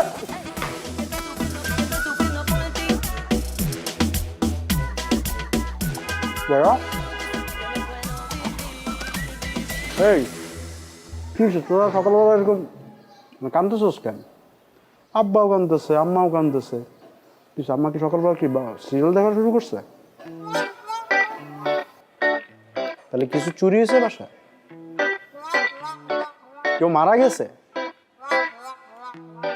কেউ কি মরার আগে হসপিটালে অ্যাডমিট হয়েছে? তাহলে কি হয়েছে? সবাই এরকম আয়োজন করে কাঁদতেছে কেন? বাবা মা বলতেছে আমার নাকি পড়াশোনার দরকার নাই, ধান থাকলে নাকি ধানের মাঝে চিটাও থাকে, আমি নাকি চিটা। হ্যাঁ, তোর তো ঠিকই বলছে। আর তুই কখনো দেখছো আব্বা আম্মা পোলাপানের সাথে মিথ্যা কথা বলে? ভাই কি ওই কথা কইছে? কইছে আমার 1 মাসের মধ্যে বিয়ে করা লাগবে, বিয়ে করা 9 মাসের মধ্যে বাচ্চা পয়দা দেওয়া লাগবে। মাত্র 9 মাস টাইম দিছে? তুই তো নির্ঘাত ফেল করবি। মানে তোর যে পড়াশোনার কন্ডিশন, তুই 9 মাসের সাথে তোর আরো মিনিমাম এক্সট্রা 4 মাস টাইম দেওয়া লাগবে, তারপর যদি বাড়ো। আকার দোকানদাররা অবশ্য নতুন যারা বিয়ে করে তাকে টিয়ার দিকে তাকায় থাকে 2 পয়সা ইনকামের জন্য। তোর দিয়ে সেটাও হবে না, তুই চিন্তা বাদ। হ্যাঁ বল। তুইও? কি? আমি আগে সন্দেহ করছিলাম তুই আমার মায়ের পেটের ভাই না। মায়ের পেটের ভাই হলে তুই এরকম করে কথা বলতে পারতি না। তোর আমার না কোনো মিল নাই, না আছে স্বভাবের মিল, না আছে চরিত্রের মিল, না আছে তোর এই যে চেহারার মিল, গায়ের কালারের মিল, কোনো কিছু মিল নাই। বাইকটা শোন, আব্বা আম্মা যদি তোর ছোটকালে জানতো তোর হাইটের লগে তোর গাদামির হাইটটা একটু বাড়বো, তাহলে নিজ দিয়ে এমনিতেই 6 ইঞ্চি কেটে দিত, তোর আর গাদামি বাড়তো। শোন, আব্বা আম্মা যা বলে তা কর, বিয়েটা কর, আর আমার রাস্তাটা একটু ক্লিয়ারটা কর। ও, আমি তোমার পথের কাটা না, আমি তোমার জীবনের বাধা। তোরা কেউ আমার ভালো চাস না, তোরা কেউ চাস না যে আমি পড়াশোনা করে এই নিজের পায়ে দাঁড়াই। তুই তো নিজের পায়ে দাঁড়াস নাই, তুই তো আমার কাঁধের উপর ভর করে দাঁড়ায় আসছিস। শোন, আমি তোর ছোট হিসেবে চাই তুই আব্বা আম্মার কথাটা শোন, তুই 1 মাসের মধ্যে বিয়েটা কর, আমি কবজি ডুবায়া তোর বিয়ের কাচ্চি খাবো, বুঝছস? এই আসো।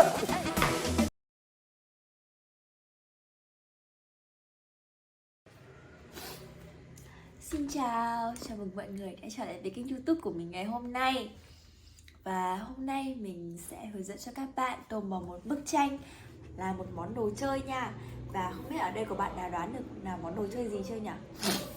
Thì hôm nay mình sẽ hướng dẫn cho các bạn tô màu là một bức tranh. Hình đồ chơi đó chính là một chiếc ô tô nha. Và đây là một chiếc ô tô đồ chơi. Thì cái bức tranh mà mình chuẩn bị ở đây thì nó sẽ có gồm 2 hình ô tô và bên trên này thì đã được in màu sẵn rồi. Và bên dưới thì chưa được tô màu. Và mình sẽ tô màu bức tranh bên dưới này theo cái bức tranh bên trên này nhá. Và tất nhiên rồi, để tô màu thì mình cần phải có hộp màu. Và bên cạnh mình đây thì là một hộp màu gồm 24 màu cơ bản nha. Và mình sẽ bắt đầu tô bức tranh này ngay bây giờ nhá. Đầu tiên thì mình sẽ dùng màu đỏ để tô phần đèn đằng trước xe và đằng sau xe nha. Mình đang hơi ốm một xíu,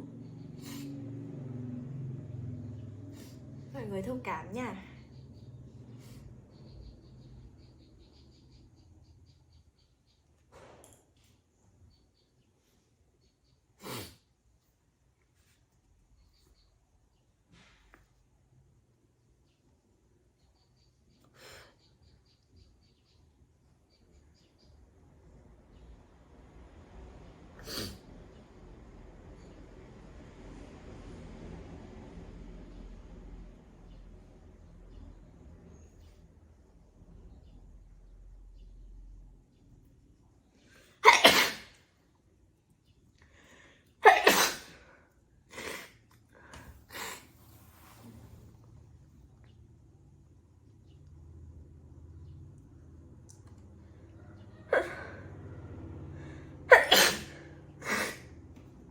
Đang bị ốm nha mọi người.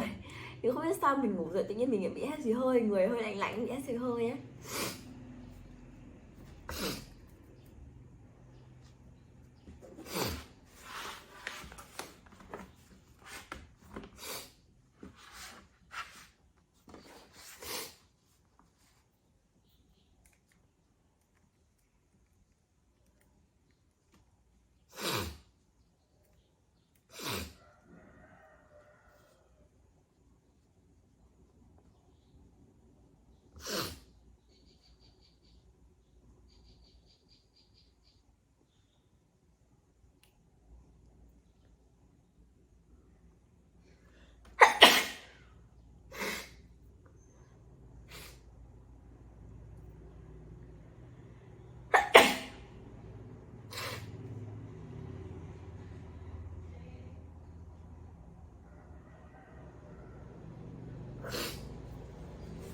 Và mình đã tô xong phần đằng trước rồi, bây giờ mình sẽ tô cả cái đèn đằng sau nữa nha.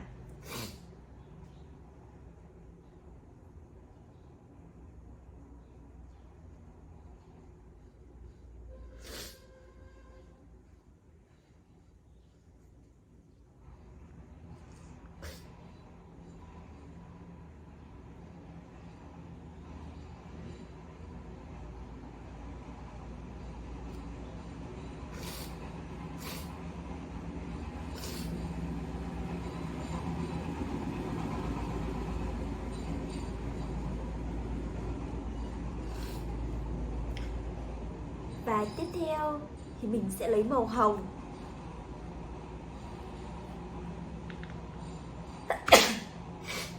Mình sẽ lấy màu hồng để tô phần bánh xe của chiếc xe ô tô đồ chơi này nha.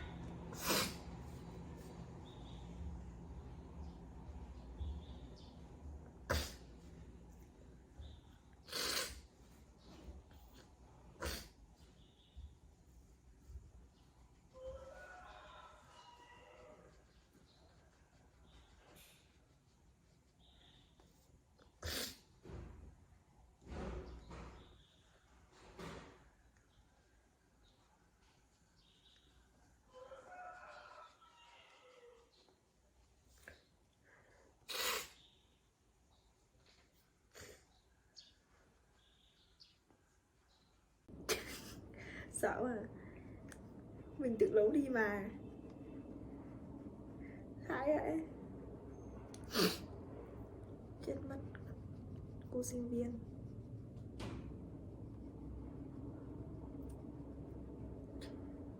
Sợ cái gì. Thảo mày mới dùng ok không?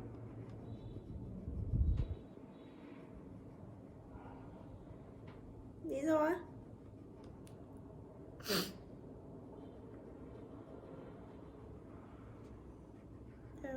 Ít cái mắt nó thế, giống mấy thằng cảnh hồi trước.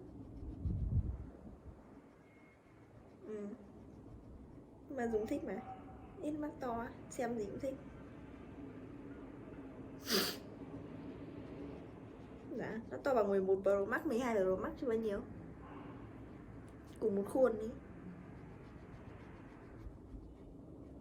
Sợ à, thôi, chê. Em chê chị á.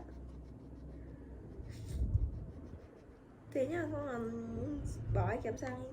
Và tự đi đi.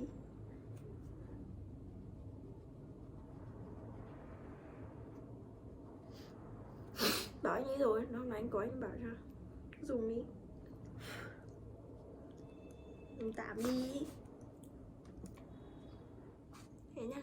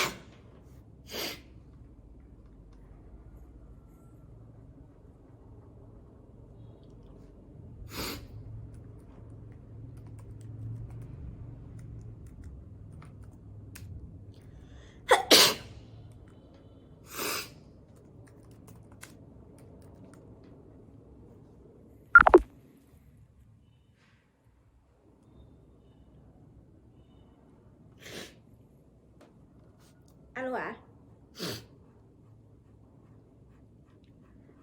cái máy tính của con nó bị đầy mấy cái video chướt vào ấy, nó đã ấy đâu, nó bị nhiều quá ấy. Đâu chỉ còn muốn quay luôn ấy, rồi đang hang kiếm tiền hay sao ấy, muốn quay luôn.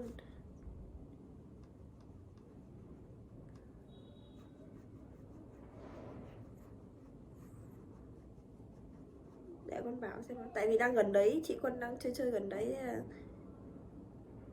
Vâng, ý là đang chơi gần đấy, đang ở đấy. Vâng, để con bảo.